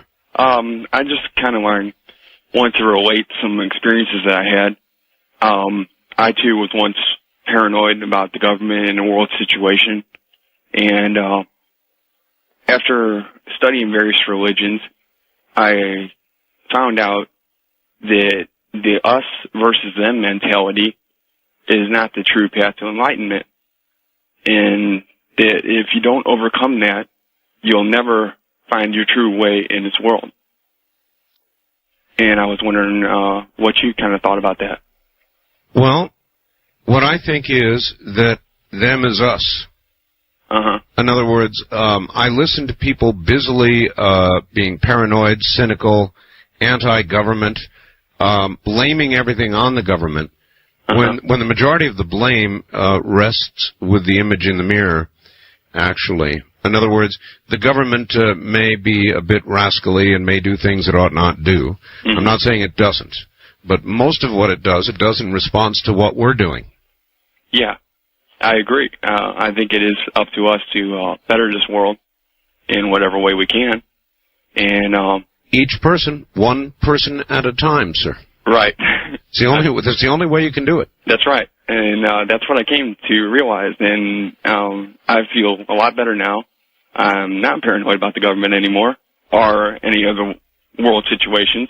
Well, it is right that we keep an eye on the government. It is right that we keep our eyes focused that they don't do something outrageous and radical and wrong. However, I still perceive there to be generally more freedoms in this country than anywhere else in the whole world. I observe our standard of living to be way beyond most of the rest of the world. In other words, we're still in pretty good shape here. You can travel freely. You can call up this talk show and rant and rave about this and that. You have freedom of speech, in other words. Generally, we are, by comparison, a very, very free country. All of that is true. Now, the challenges to our freedoms and, the compression of our freedoms, or many aspects of the Bill of Rights articles, is mostly due to our own behavior. At least when I stand back, that's the way I see it, as opposed to a simple tyrannical, power-grabbing government that wants to do things to us. And not enough people are focusing on what's going on out here, and too many are focusing on sort of a paranoid us versus them. They're trying to get us. They're trying to make us slaves kind of mentality. West of the Rockies, you're on the air. Hello. Yeah, Art. Hello. This is Joe up in Redding, California. Hi, Joe. As far as prenatal memories. Yes. I remember back before I was born. You do? Yes. What do you remember? I'm very curious about that. I remember going to a dance with Dad and coming home with Mom. You do? Yes. What is it that you remember about that? I mean, did you hear the thump of the music? Did you feel your dad pressed up in slow dance? I think it was a jazz song that I remember the most. A jazz song, huh? Yeah, or maybe early rock, shake, rattle, and roll. Have you grown up liking that kind of music? Yes, I have. Now, have a good evening. Oh, wait a minute now. Wait, is this a joke, or do you swear this on your mother's womb? Of course, it's a joke. Goodbye. East of the Rockies, you're on the air. Good morning. Yeah, Art Bell? Yes, sir. Hi, I'm Russ calling from Leavenworth, Kansas. Yes. And I just started recently listening to your show. Glad. What I was wanting to mention was when you were talking about the potato chip earlier. In the Bible, there's so many different versions of the Bible wrote. Are we sure that it's going to be wrote in potato chip, sir? Well, not a potato chip, but the chip. Yeah. There's so many versions of the Bible that date back. They're even finding newer ones now. I mean, older ones. They're non-updated. And I was wondering, the 666 that everyone's talking about, if it was going to be in English or in the original writings of the Bible when it was wrote back, when it was mentioned. I don't know. That's a good thought. I was wondering with the standoff that's going on, why isn't there a way that they could get someone up higher up, like someone they could trust, or maybe someone to interview them, like Barbara Walters or something like that, to open it up even more to let people understand their point of view a lot clearer than trusting the government. Well, right now, the Federal Bureau of Investigation is not allowing such things. Senator Duke from Colorado is presently doing what Bo Greitz tried to do and acting as a middle person. And that's the last I've heard. So I don't think that any of the networks could get in there. Now, I'm not convinced they're able to get out either. I think their phone communications have been cut and limited to communication with the FBI. I'm not certain about that, but I'm pretty sure. But don't you think that's kind of unfair? It's kind of keeping the listeners not telling us the whole picture. Well, maybe we don't have a right to have the whole picture. In other words, these guys have arrest warrants out, right? Oh yeah. If there was an arrest warrant, if there was an arrest warrant out for you, do you think that before that would be served, you had a right to stand there with the threat of gunfire and say, "Look, I want to talk to the press. Give me access to the press." Well, there's nothing that says they're going to do that or have to do that, right? Good point. Well, it is a point. I think it's a good one. Once you begin caving into the demands of people who would use guns, you've had it. We'll be back. You're listening to Art Bell, Somewhere in Time. Tonight featuring Coast to Coast AM from May 16th, 1996. Premier Network presents Art Bell, Somewhere in Time.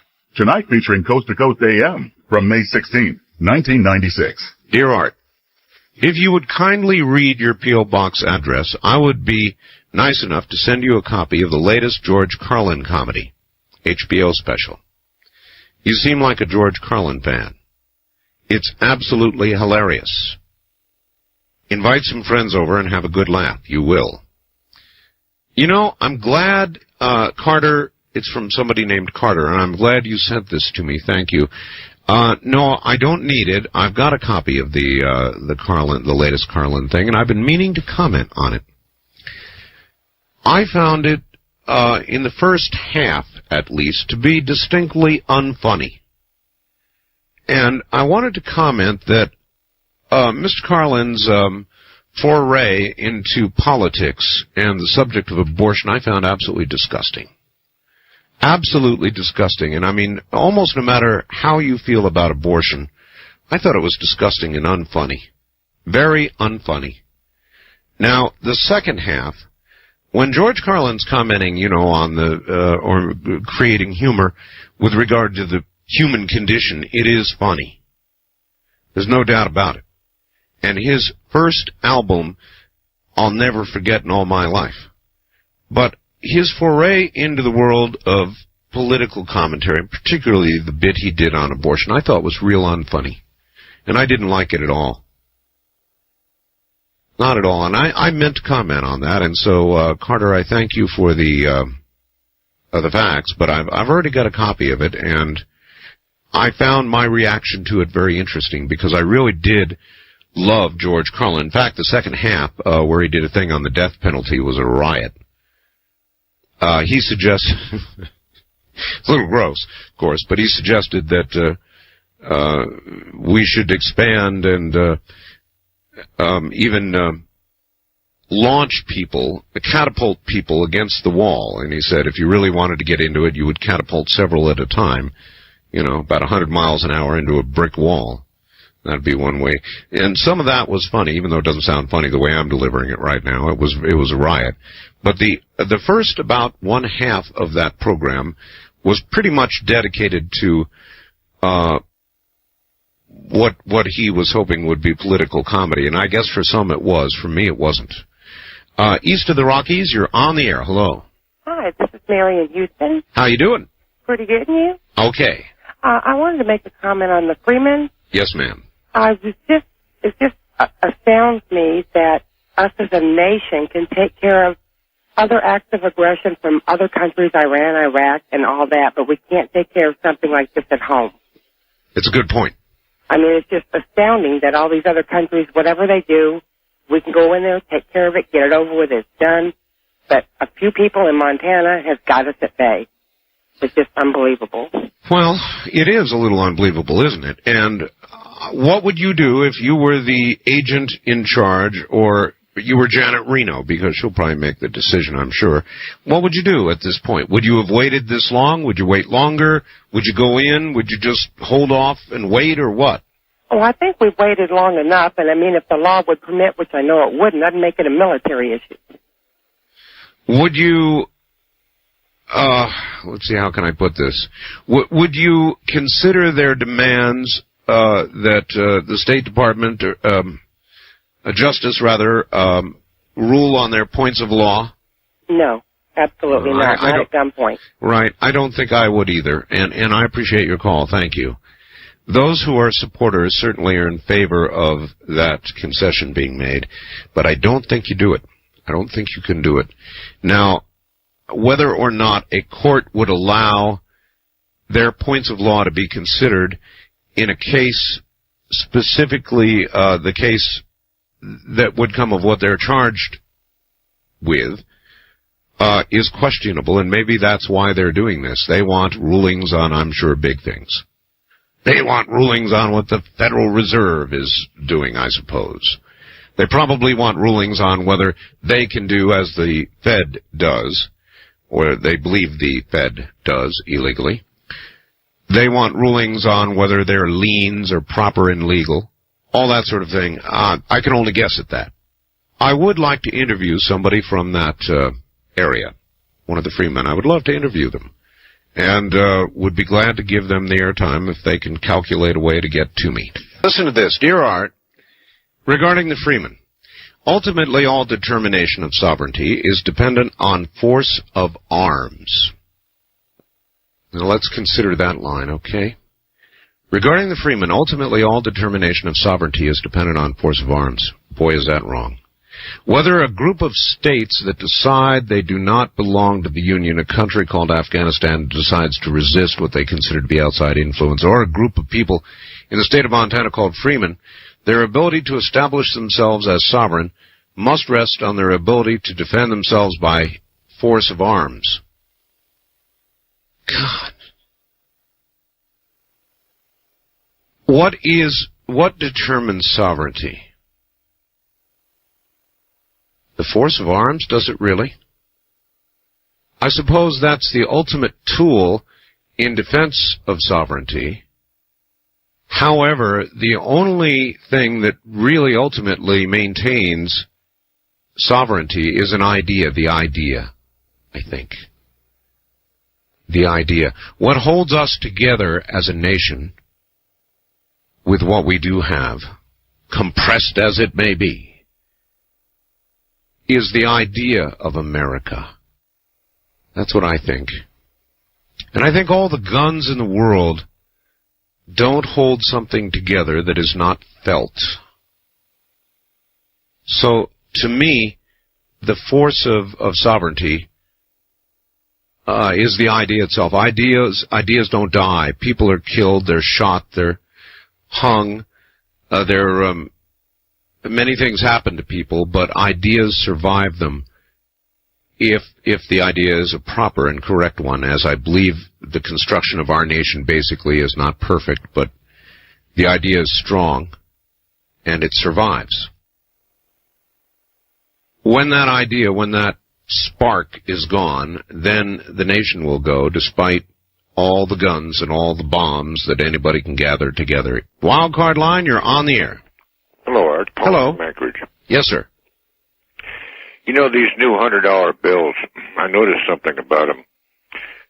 Well, not only are they ugly looking. They are ugly. Yeah. But, they're ugly looking to make them look cheaper. To give them the perception they're talking about devaluating the money. And then they even go further, they put cheaper ink on these bills than they do on the former bills. Mm-hmm. And, I just noticed them about a week ago in a bank. You know, where you fold them, these things just came out. Where you fold them, it's all white in there, you know? Yes. And they haven't been out in circulation for very long, and they were just engineered to look cheap. Well, they look it. Yeah. That's for sure. Yeah. That's all I wanted to say. Well, you said it. Thank you very much for calling, sir. Have a good morning. West of the Rockies, you're on the air. Hello. Hi, Art. This is Mark in Reading, listening on KQMS. Hi, Mark. You know, I have to say, particularly with regard to your last caller, this woman back east, it absolutely amazes me. In fact, it outrages me to think that people like that are so completely ignorant of constitutional law. For example, the Posse Comitatus Act, where it forbids the use of military weaponry. Well, sir, I believe she said it would not be legal for that to be done. She simply wished it could be. She didn't say it could be, sir. Were you listening? Well, yes, I was. I didn't hear that. She must have said it as you were speaking also. But anyway, as far as dealing with these people, fraud, there's no statute of limitations on fraud. These people can be taken into custody at any time. And with regard to their request for having their points of law being reviewed by the Justice Department, I think that in a court of law, there are provisions for administrative remedies like they're talking about. And, although I'm not familiar with the finer points of what they're trying to say, it is legal. And in fact, it's being done in a number of places around the country to establish what are called Congressional Survey Common Law Townships. Now, I don't know if that's what they're trying to do there, but there are areas where people are basically self-administering their own small government. I mean, and after all, that's how this country was founded. It started from the bottom up, of, by, and for the people, And I think that maybe the best way to save lives and resolve the matter is to let these people come into a courtroom peacefully and present their case. And also, as far as the warrants that are being served on them, for example, many warrants will describe the place where the warrant is to be served as a premises. But under law, in legal terms, a premises is a place where merchandise is bought or sold. It would have to say that the warrant was being served on a house or a home or a farm or whatever it is for it to be valid. Plus, under the Fourth and the Fifth Amendment, when a warrant is served, it also has to be accompanied by an oath and an affidavit swearing out the probable cause and the people to be taken and the places to be searched.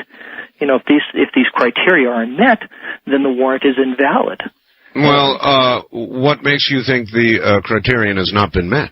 Well, that's just it. I haven't seen the warrant, so I don't know. Well, but I'm just suggesting that may be their argument. Well, thank you. I would presume that the FBI has their ducks in a row with regard to the warrant.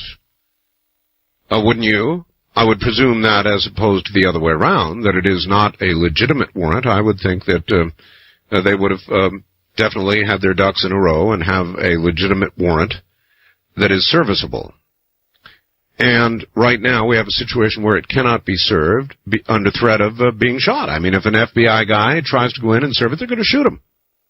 That's all there is to it. And you couldn't get away with that. I certainly could not get away with that. And I think that they need to pay homage to the present system of law and courts as we would have to do. Now, is there something special or different about this group? Something that raises them, other than their guns, above the law? The word, the letter of the law? Not that I am aware of. And the only thing that seems to be doing that is their threat of actual violence. So then you're in a situation where you're going to make a concession based on somebody's the power of the gun, threat of violence. It's not an easy choice. First-time caller line, you're on the air. How you doing, Art? Okay. Yeah, well, I've called to clear up something with this Mark of the Beast deal. I can barely hear you, sir. Okay, I called to clear up this Mark of the Beast thing that's been going around. Yeah. It has to do with the fact that you're working for the Antichrist. It's in your hand and in your forehead. And people are thinking it's computer plastic bull, you know? It has to do with what you're doing with your life. All right. Well, I appreciate that clarification. Thank you. So, wildcard line, you're on the air. Hello. Hold a second. Hello. Yeah, Charlie, liberal in California. You know something? I am honestly sick and tired of listening to these extremist people calling in, defending the Montana types. You know something? One of my heroes was a guy named William Tecumseh Sherman. I don't know if you're familiar with that, but he was an individual during the time of the Civil War who understood the fact that when the government is threatened with violence, that you have to react violently. I do not believe that any government can stand that allows people to snub their nose at it for 2 months. Yeah, I don't believe that. It is a legitimate problem. I agree. Well, I think, as far as if a person wants to carry signs and whatever and complain about the government, that's fine. But when individuals start saying, something, we're going to take up arms and we're going to start doing violent things against the government, I don't think there's any government that can stand that. In China, you start doing something like that, these guys in China, what would happen is that they'd all have a bullet in their head, and their families would be charged for the price of the bullet. Yes, and that's what some people who sit out here and say this country, compare it to Adolf Hitler's Germany and say we're losing all our freedom. They don't understand that there's not a country on this planet that would put up with that kind of crap for 2 months. And I think on the other hand, we are not China, Charlie, and they have not committed. This is not Waco. There have not been federal officials or anybody else killed as of yet, so there's not a capital offense involved. Well, don't get me wrong when I say this, but I honestly think that there are some societies that people think of freedom as being the ultimate good. And I think certainly we don't want to be a totalitarian society. I don't believe that. And certainly, when it comes to the Fourth Amendment, I back that. But I honestly believe that there are some areas that when you allow too much quote unquote freedom, that it hurts society rather than helping it. And I think this is one particular area where a society needs to tighten up on that. I think if we had done that in the 1840s and 1850s, there would not have been a civil war. And I think we need to understand that when people start suggesting violence against the government, that's when any type of government needs to lay down the law. And I know a lot of people out there who will resent that, but that's the honest to goodness truth, and it's playing out right now. The government's sitting back saying, well, we don't want to do anything because we don't want to get these people upset. I don't give a damn if they're upset or not, to tell you the truth. All right. Well, the government should be able to serve lawful warrants without being shot at. Now, the question is whether you push it to a crisis point when you know what's going to happen. The bullets start flying, and, God, it could get out of hand so fast. The other hand, you can't really let it go very much longer. As I've said, I'm very, very happy that I'm not making the decision about what has to be done here. And this cannot be an easy call for anybody involved. Because these people have not yet committed a capital offense. And so the use of lethal force under the circumstances is probably inappropriate. So who's the guy who gets to volunteer to, with warrant in hand, go toward the door? Then you've got violence. Then somebody takes a shot, and then it begins. Is that what you do? Is that what you order if you're in charge? Joe Schmo there, here's your warrant, go serve it, guy. And if they shoot you, then, of course, the game is on. Do you do that? You order that guy in?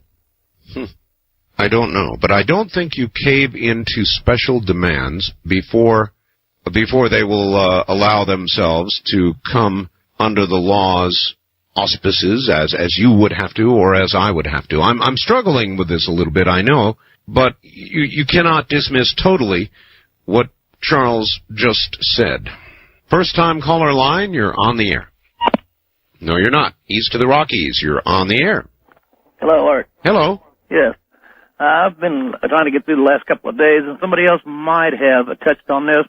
I was listening to another talk radio show in the middle of the night, and there was a gentleman on there that said he was either an attorney for the Freemen or wanted to be or something, and he basically said that they had put together and met all the state requirements to become a town or a township and basically had their own legal system and actually convened a grand jury and served subpoenas on some of the federal government people. And, of course, our federal government people tore up the subpoenas and didn't show up, so they lost by default.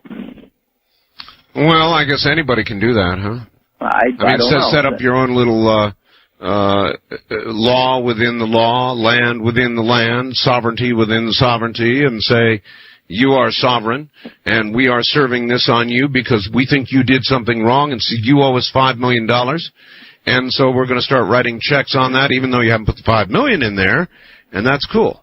Well, let's say the town of Pahrump served a subpoena for someone to come down, and they didn't show up. What would happen? Well, being properly constituted as a township, I would imagine there would be legal consequences. Okay, that's all I got to say. Thanks. I appreciate your having said it, sir. And I don't imagine they are the same things. Coming up on the top of the hour. This is Premier Networks. That was Art Bell hosting Coast to Coast AM on this Somewhere in Time. Somewhere in Time with Art Bell continues, courtesy of Premier Network. Good morning, everybody. Tell you what we're going to do. Despite the way I feel about the Freeman situation, I am going to allow a debate between two of you on the subject. So here's what I want. I want one person who would like to represent the Freeman and their cause and what they want. And feel that the Justice Department should cede to their demands and allow a point-by-point examination and opinion of their treatise before they would come out, or whatever other demands they might have before they would come out. If you would like to defend the Freeman, call me now at area code 702-727-1222. 702-727-1222. Only if you want to defend the Freeman. On the other side of the coin, I would like somebody who would have the opinion that no special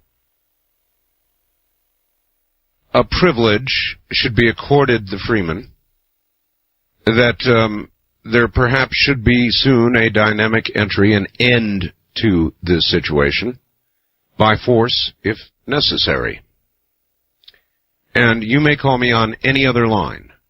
Everybody else right now should hang up, because this is the one time that I do go through and screen my calls. When I'm going to have a debate, I do that.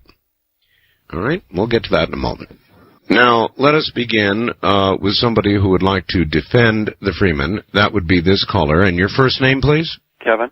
Kevin, you're going to have to get good and close to the phone and really speak up for us, all right? Okay, is that better? Yeah, that's fine. And you want to defend the Freeman, right? That's correct. Okay, here is somebody who doesn't feel quite the way you do. His name is it Matt? Yes, sir. Matt, and where are you? Dos Palos, California. All right. You both have very opposite views of this situation and how it should be resolved. The air is yours. Okay. Go ahead, Matt. Okay. First of all, good evening to you, sir. Good evening. Well, now, it is my opinion that the freemen don't deserve any kind of special treatment just because they happen to have a skewed view of the way that American government should be run. The fact is that they are in the United States and therefore should be held accountable to all statutes, all laws, everything that applies to being a citizen of the United States, excuse me, including everything that is stated in the Constitution of the United States. Okay. First off, do you have any evidence that they have a skewed view? Any evidence? Yeah. Well, just the fact that they want to hole themselves up in some compound way out in the middle of the sticks somewhere. Do you have any evidence that they're in a compound? Okay. I mean, in Waco, we had a bunch of people living in a community church, and yet it was called a compound. Automatically, we have these buzzwords attached to anyone who, you know, stands up to the government. They're radical right-wing extremists, anti-government, and they're in a compound. Now, George Washington, Thomas Jefferson, and some of these our forefathers considered themselves patriots, and they built a government. Now, does that make them anti-government right-wing extremists? Well, in a way, yes. Because they built a government? Because, does that mean automotive engineers are anti-automotive? See, now you're getting completely off the subject. No, because they engineered and built a government. Now, if you're an engineer, I'd say that takes a high level of appreciation for what you engineer. That makes you necessarily not interested in what you are building. Okay? Okay. But also, consider this. What evidence do you have that they are within the United States? What evidence do I have? Yeah. Well, they are in a territory which is considered a state in the continental United States. That's true. So therefore, they are in the United States. Well, you said they were within the being United States. in the United States, well, now if a representative of the law of the United States comes knocking on their front door, telling them to peacefully lay down their arms and go with them, and they refuse to do so. Okay, but now let me ask you this. Do you know there's a case called Oshwander versus Tennessee Valley Authority?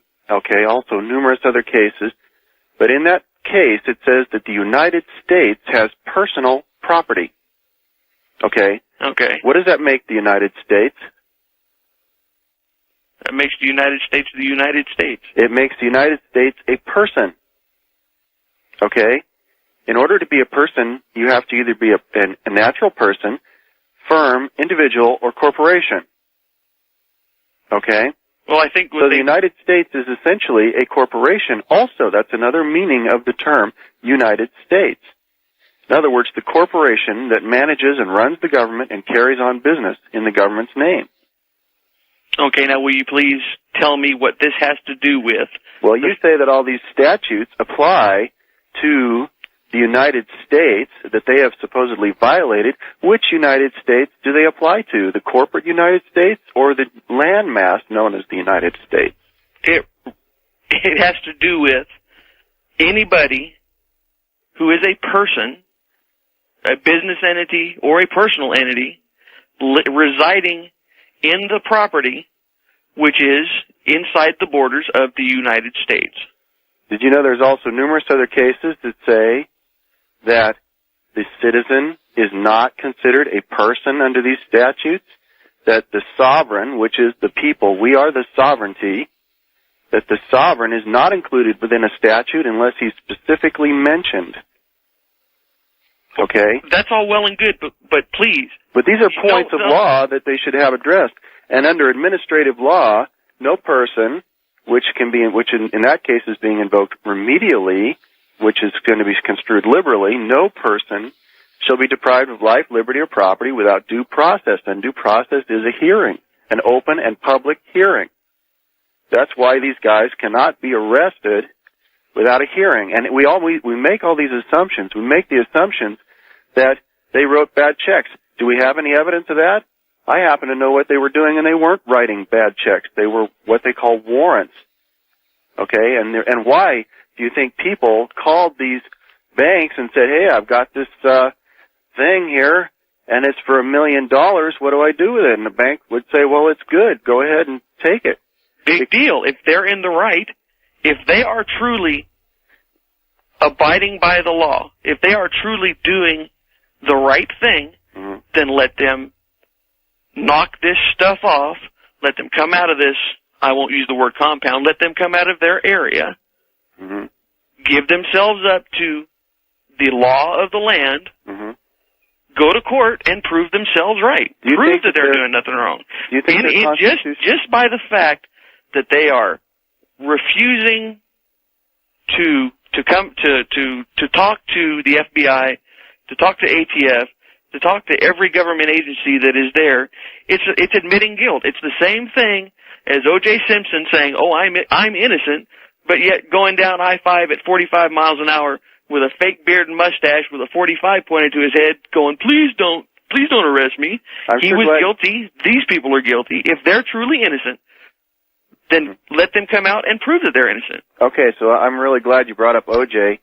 Do you think that the other probably hundreds of poor black and white people that do what O.J. do every year would be acquitted or would have been found guilty?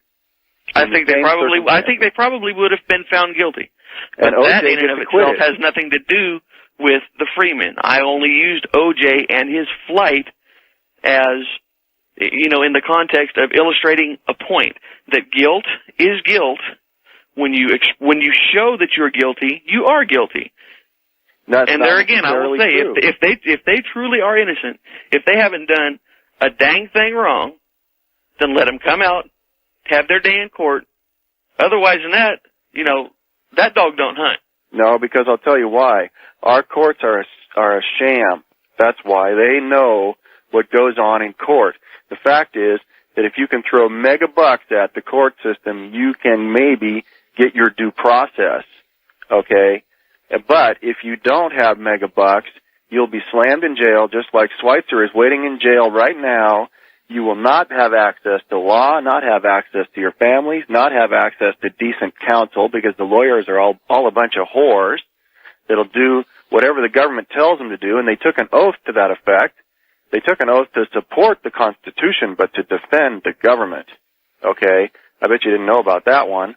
Well, and that the courtroom is not a place where truth comes out. I got a letter from a guy in Arizona the other day that is in prison for 18 years, and he tried to bring in the Constitution of Arizona, the Constitution of the United States, and the Declaration of Independence, and they said, those can't be brought into court. They're excluded because they're hearsay. You would have had to have been a signer of one of those documents to bring it in. See, I think that's what the Freemen are a little bit afraid of, is the fact that they may be prosecuted on a law that is pursuant to one of those documents, and yet they would not be able to bring that document in to look for the original intent of that document. Because of the rules of evidence, they'd be excluded. And now they would have the cameras excluded, so no one could see what these criminal judges are up to. Are you there, caller? Yes, yeah. I'm still here. All right. Okay. I'm just giving this gentleman time enough to express his viewpoint. All right. Okay. Now then, first of all, you say that these people aren't going to get their fair due process. They're not going to get their day in court. That's correct. Well, I don't buy that. I've been maybe I'm old-fashioned.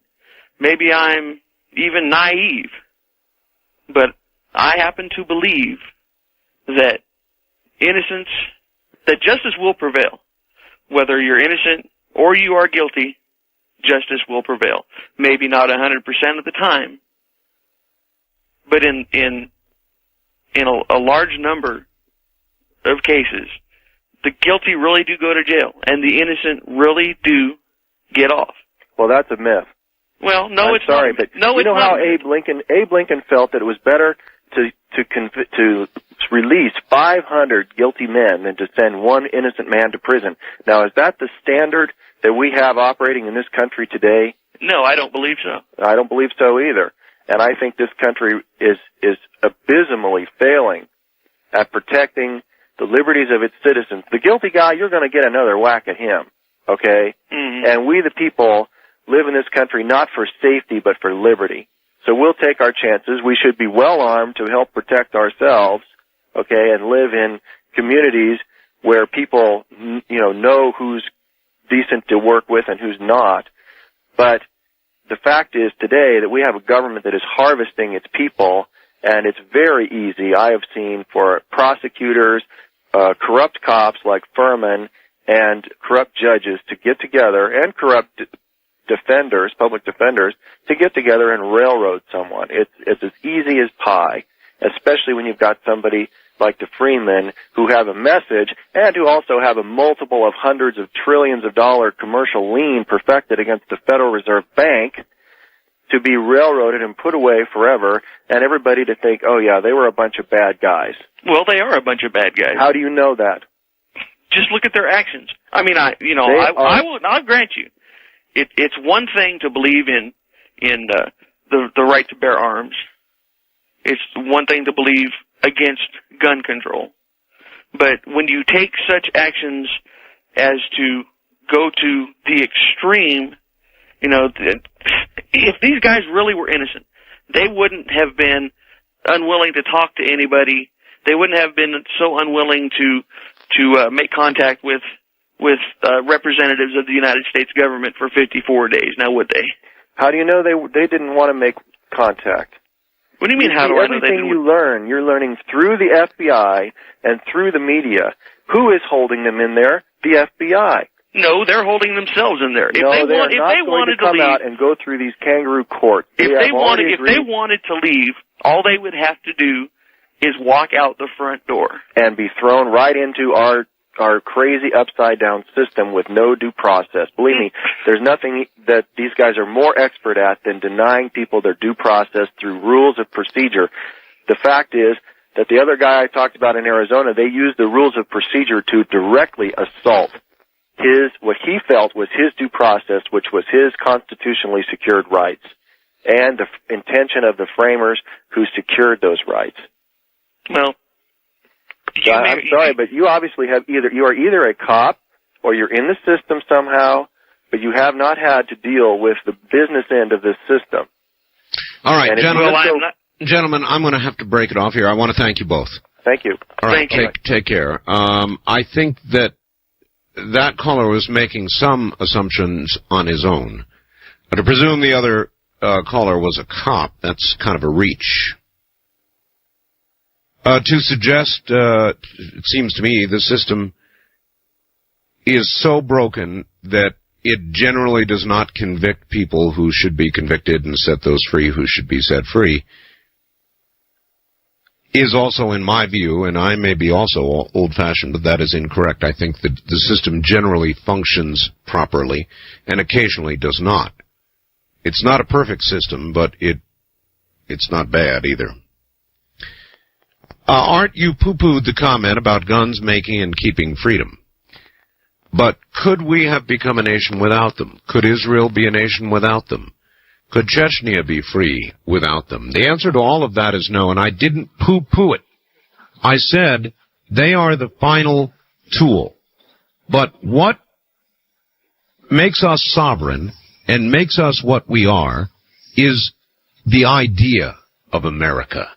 It is the Constitution and the belief in the freedoms and the rights that were articulated by our founding fathers. It's the idea. The strength of an idea is stronger than a bullet. And when the idea fades, then you've got nothing left to use but bullets. That's what I was trying to convey. This is Premier Networks. That was Art Bell hosting Coast to Coast AM on this Somewhere in Time. To Art Bell, Somewhere in Time. Tonight featuring Coast to Coast AM from May 16th, 1996. I really want to make something quite clear, and maybe there's something here I want to talk to you about. I'm a big believer in gun rights. I own guns. I've always, all my life, owned guns. But I don't think that guns are what keeps America together. And we shouldn't confuse gun rights and the ownership of guns, possession of guns, and begin to confuse it as the only thing that keeps us together as a nation. Answer that question. What does keep us together as a sovereign nation? What answer would you give? My gun, Art. My gun keeps us together. No. Something far more profound than a gun keeps us together. A gun is the last resort. It's the absolute last resort. What keeps us together is what we are, America. It's our Constitution, it's our Bill of Rights, it's our belief in the nation we live in, that what we are doing is right, generally moral, ethical. When we lose all of that, then all you're going to have left is the gun, and you're going to need it. So I'm a believer in gun rights, but that's not what holds us together. That's not what we're about. Not to me, anyway. It's just sort of something that's there as a, like the money-back guarantee at the bottom line. There's a lot more that holds us together, in my opinion, and makes us sovereign, and makes us Americans, than guns. Follow me? I hope you do. So I don't poo-poo guns, but they're not our only guarantee of freedom. Our freedom, our country, our nation, it comes from a lot more than that. And if it didn't, we would have fallen apart, believe me, a long time ago. And the guns would have been rattling away a long time ago. So we'll get back to this in a moment. I would like to talk with you about that, though. I've got a story here you're not going to believe, or may not want to believe. It is from Ojai, California. Ventura County health officials have found evidence of, brace yourself, bubonic plague in wild rodents at a campground in the Los Padres National Forest. The U.S. Forest Department has temporarily closed the Wheeler George campground near Ojai so workers can combat the disease. Plague is common among wild animals like chipmunks and squirrels. The disease is transmitted to humans by bites from infected fleas. Fleas, I said. But it is curable when diagnosed early. Symptoms include lethargy, nausea, muscle aches, high fever, swollen glands. Health officials advise the public to avoid contact with chipmunks and squirrels, dead animals, and to protect pets with flea powder or collars. They also warn owners to leave pets out of areas where plague has been detected. So what's old is new. Can you believe it? The bubonic plague. East of the Rockies, you're on the air. Hello. Hello, Art. This is James in Oklahoma City. Sir, you're all muffled, and I can't... Well, hello. I'd like to talk about your discussions on topics. Yes. Of, the free men. Yes. Okay. Well, if they wrote those hot checks, the people they wrote them to take them to the district attorney's office. The district attorney mails the freemen a letter saying pay the penalties plus the checks. They have so much time to do it, and then no charges will be brought. That's the way they work that out in the banking industry. All right, sir, but the thing is, they're not, thanks for the call, you're hard to understand. It's not just hot checks. It is alleged as well that they threatened the lives of local officials, that they put bounties out on local officials. I mean, there are some fairly serious charges involved here. So it's got to be worked out, and I think it's got to be worked out within the same system of law that the rest of us would face. Now, the argument is, and I heard that man arguing, that they will not be allowed to address these issues. Well, they'll be allowed to address the issues that bear on what they're charged with. Either, the liberals are so fond of saying it, and I don't necessarily disagree with it, the law is a law is a law is a law, right? At least that is clear to me.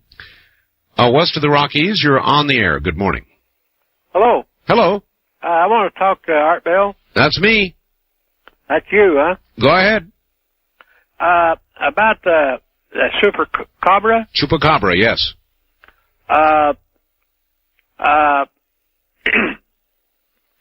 I read an old book. It was Greek mythology, and the chupacabra was more or less a harpy. What's a harpy? Well, it's an animal that's got upright ears, it's got a long tail, it's got a spade, kind of like on the tail of it. Mm-hmm. The head is a little human and a little like a dog. It's got a snout like. Sounds like you're talking about Ross Perot. This is a harpy. Oh, harpy. It's the devil's imps. Yes. Uh-huh. And they were sent here to pester people and stuff, you know? Well, we feel very pestered. Thank you very much for the call. We certainly are at the least pestered. There's no question about that. East of the Rockies, you're on the air. Hello. Going once. Going twice, gone. First time caller line, you're on the air. Hey, good morning. Good morning. I wanted to comment on your position on this issue. Sure. And then raise a couple of counter arguments. Actually, I'm progressive, so I'm kind of left of your friend from San Diego named Charlie. However, I do see the Freeman's position. You are truly conservative to the extent that your entire approach to this is a total defense of the status quo, including a total defense of law enforcement, the judicial system. At least you haven't presented any suggestions for improving it, but let me run down a couple of things. First, who controls legislation? All right, before you get to that, you are correct. I am defending the present system. I'm not saying it is perfect, but and nor would I say that I'm in a position to say how it would be improved. I think juries are good, generally, not perfect, but a trial by your peers. I like the system. Well, okay, I have two sets of comments. The first set of comments relates to the judicial system. Who controls legislation is the first question. Realizing that 1% of the population controls 40% of the wealth, 10% controls 70% of the wealth, we know that almost all legislation in Congress and in the state legislatures are certainly not controlled by the majority of the people. Second, the law has become much more complex. Wait a minute, one thing at a time. Your argument would carry more weight if there was a disproportionately large vote allotted to those with the resources you talked about, the top 1 or 10% or whatever. But in fact, everybody has one vote. Except that money controls elections, and the people with the money have the greater opportunity to get their establishment candidates elected. The second point is complexity of the law. The law is so complex that a person with a high school education or even a college education cannot understand it. The cost of legal assistance is beyond most people's ability to pay, and the burden of the legal system with more and more people coming under the weight of more and more laws puts a great burden on prosecutors and the court system, which means they want quick results. All right, sir, but we to sacrifice justice. All right, but we have a system where if you cannot afford an attorney, one is in fact appointed for you. Well, then the question is, there's the procedural question raised by the previous caller, that in practice, the public defender, the judge, and the prosecutor all work in concert to achieve a result, ignoring the interest of the individual accused of a crime. But I want to go to the broader argument related to the Constitution, etc. This country was the first country established by a group of men who represented the will of the people. This generation has inherited the decisions made by our forefathers in the late 1700s. Yes. Unfortunately, the premises that led those men to revolt against government have rearisen today. The country has become skewed. There is no redress when government makes an error. The argument that government is now a corporation with enforcement agencies unaccountable for their actions, There are no ombudsmen in this country to represent the interests of the citizen. So it is natural that there is a growing dissatisfaction with the role that government has in our lives. And so and given the assumptions that led to the American Revolution, namely, we have a list of grievances, the grievances aren't met, and therefore people can revolt when the government doesn't serve their interests. We are moving more and more in a direction where government does not serve our interests. But I think your assessment of the inequity is way overblown. I don't think it's as great as you suggest that it is, and I don't think that it's anywhere near the kind of repression that caused America to originally rebel. Well, which inequity are you talking about? You talked in general terms, and I'm responding in general terms. Let me give you one final example. We had a local election in here. I'm calling from Santa Cruz, by the way, California. Okay. We had a local election, and we had a grassroots candidate running. Yes. What his politics were is irrelevant, but it's the procedural question. He came very close to winning, but what happened in the election was the institutional established figures in both political parties, both Republicans and Democrats, in essence, marshaled all their resources to defeat this candidate. Yes. Which the point being is that when you have a real representative from the grassroots representing the people, they can't get elected. It's just not true. Now, what you just said, I took it in. You said there was a grassroots candidate. Okay. And that's fine. And that indicates to me, number one, that a grassroots candidate can still be part of the political process. Then you said the Democrats and the Republicans, the mainstream parties, marshaled their resources to defeat him. Well, if the so-called grassroots candidate, ideas are very powerful, and if he was able to present his idea in a way that captured the voters' imagination and support, all the television ads and all of the marshaled resources could not defeat him. I believe that. Number two, if his ideas were strong, then he would attract resources himself. And people complain there is not but the Republican Party and the Democrat Party. All right? They complain about that. But if there was an idea, these parties are only supported by ideas. And I won't get bogged down in what those ideas are. Most of you, I think, know the difference between a conservative and a liberal. If there became a new idea, a wonderful new ideology that eclipsed or took into consideration the main points of the liberals and the conservatives, or in some way meshed them, or the libertarians, or whoever, if the idea became powerful enough, it would automatically attract support and money, as the two main parties do now. And so you're complaining, really, when you think about it, you're complaining that these ideas are not powerful enough to attract that kind of money. But we live in a nation where it can be done. All you need is an idea that is powerful enough, and if you have it, you will attract support, you will attract money, you will win. It can still be done. First-time caller line, you're on the air. Or would have been, we just missed you. West of the Rockies, you're on, whoops, missed you too, son of a gun. Wildcard line, you're on the air. Yeah, I just want to make a point about something Daniel Brinkley said on your show a couple of weeks ago. All right. He said that the government is creating a separate outcast class. Yes. And I believe that's very true. I've seen homeless people in preparation for the Republican convention in San Diego literally gunned down by police surrounding them because they have nothing else to do with them, and it's becoming a shooting party or something. No, wait a minute.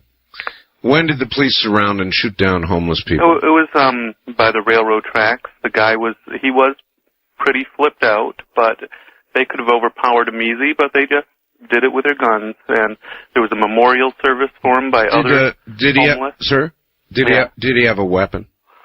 a little knife or something. He had a knife. A little knife, but it's no contest. And there's, like, the laws, everything are very complicated, and it's happening. What Daniel said is right. All right. I appreciate your call, but without being familiar with the case, it's really hard to comment on. Now, look, one thing that you cannot do is you cannot take a lethal weapon, gun or knife, and threaten a police officer with it. You can't do that. And you said he was flipped out with a knife. Well, if you do that, there's a good possibility you're going to get shot. There's no question about it. There's a good possibility you're going to get shot. It's something you just can't do.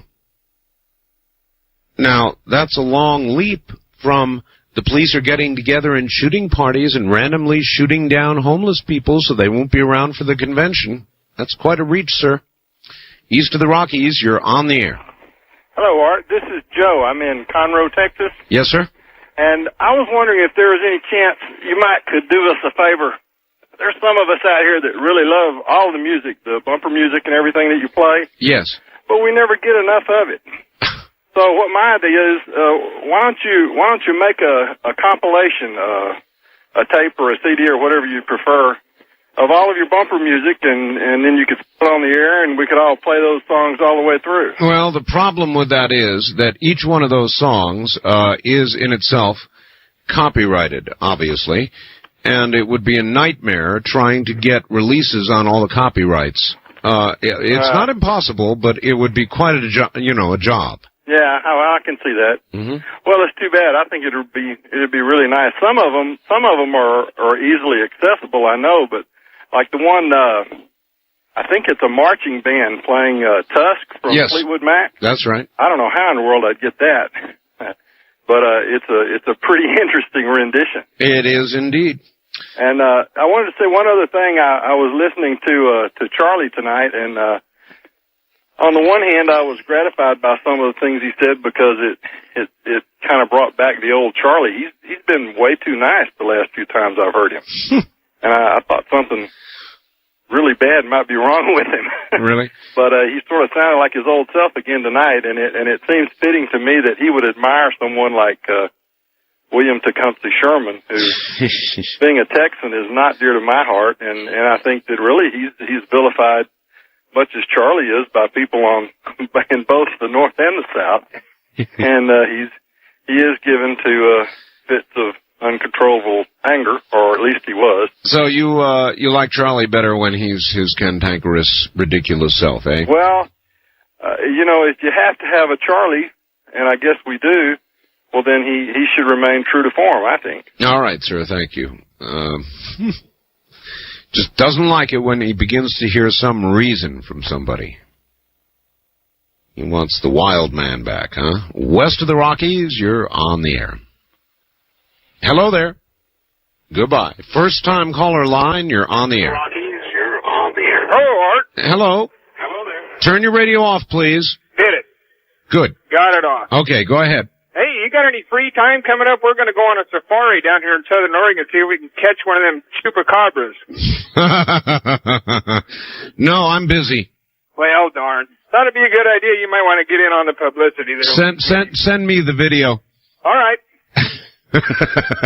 All right, thank you, and good luck to you. East of the Rockies, you're on the air. Hello. Yeah, Art, I was just wondering, has anybody ever thought of what would happen if they overthrow the government? Who's going to take over? Well, I guess representatives or the people who did the overthrowing would take over. It'd be pretty chaotic, wouldn't it? I would think so, yes. Pretty chaotic. Be a lot of change. Yeah, and then they're saying they're anti-American, but they took money for their, subsidies for their farms, too. All right, thank you for the call. Well, yeah, west of the Rockies, you're on the air. Hello. Ja Rastafari, good night, America. Well, you didn't quite make it. First time caller line, you're on the air. Wonderful, Art. This is David in Port Townsend, Washington. All right. All these people talking about the government this, government that. What about the marijuana prohibition? What about it? Well, what is it? Half the people, what is it? 1 million people in jail? Listen, they're not all in jail for marijuana. Oh, no time left. The show's over. Say goodnight, America. Good night, America. From the high desert, good night, America.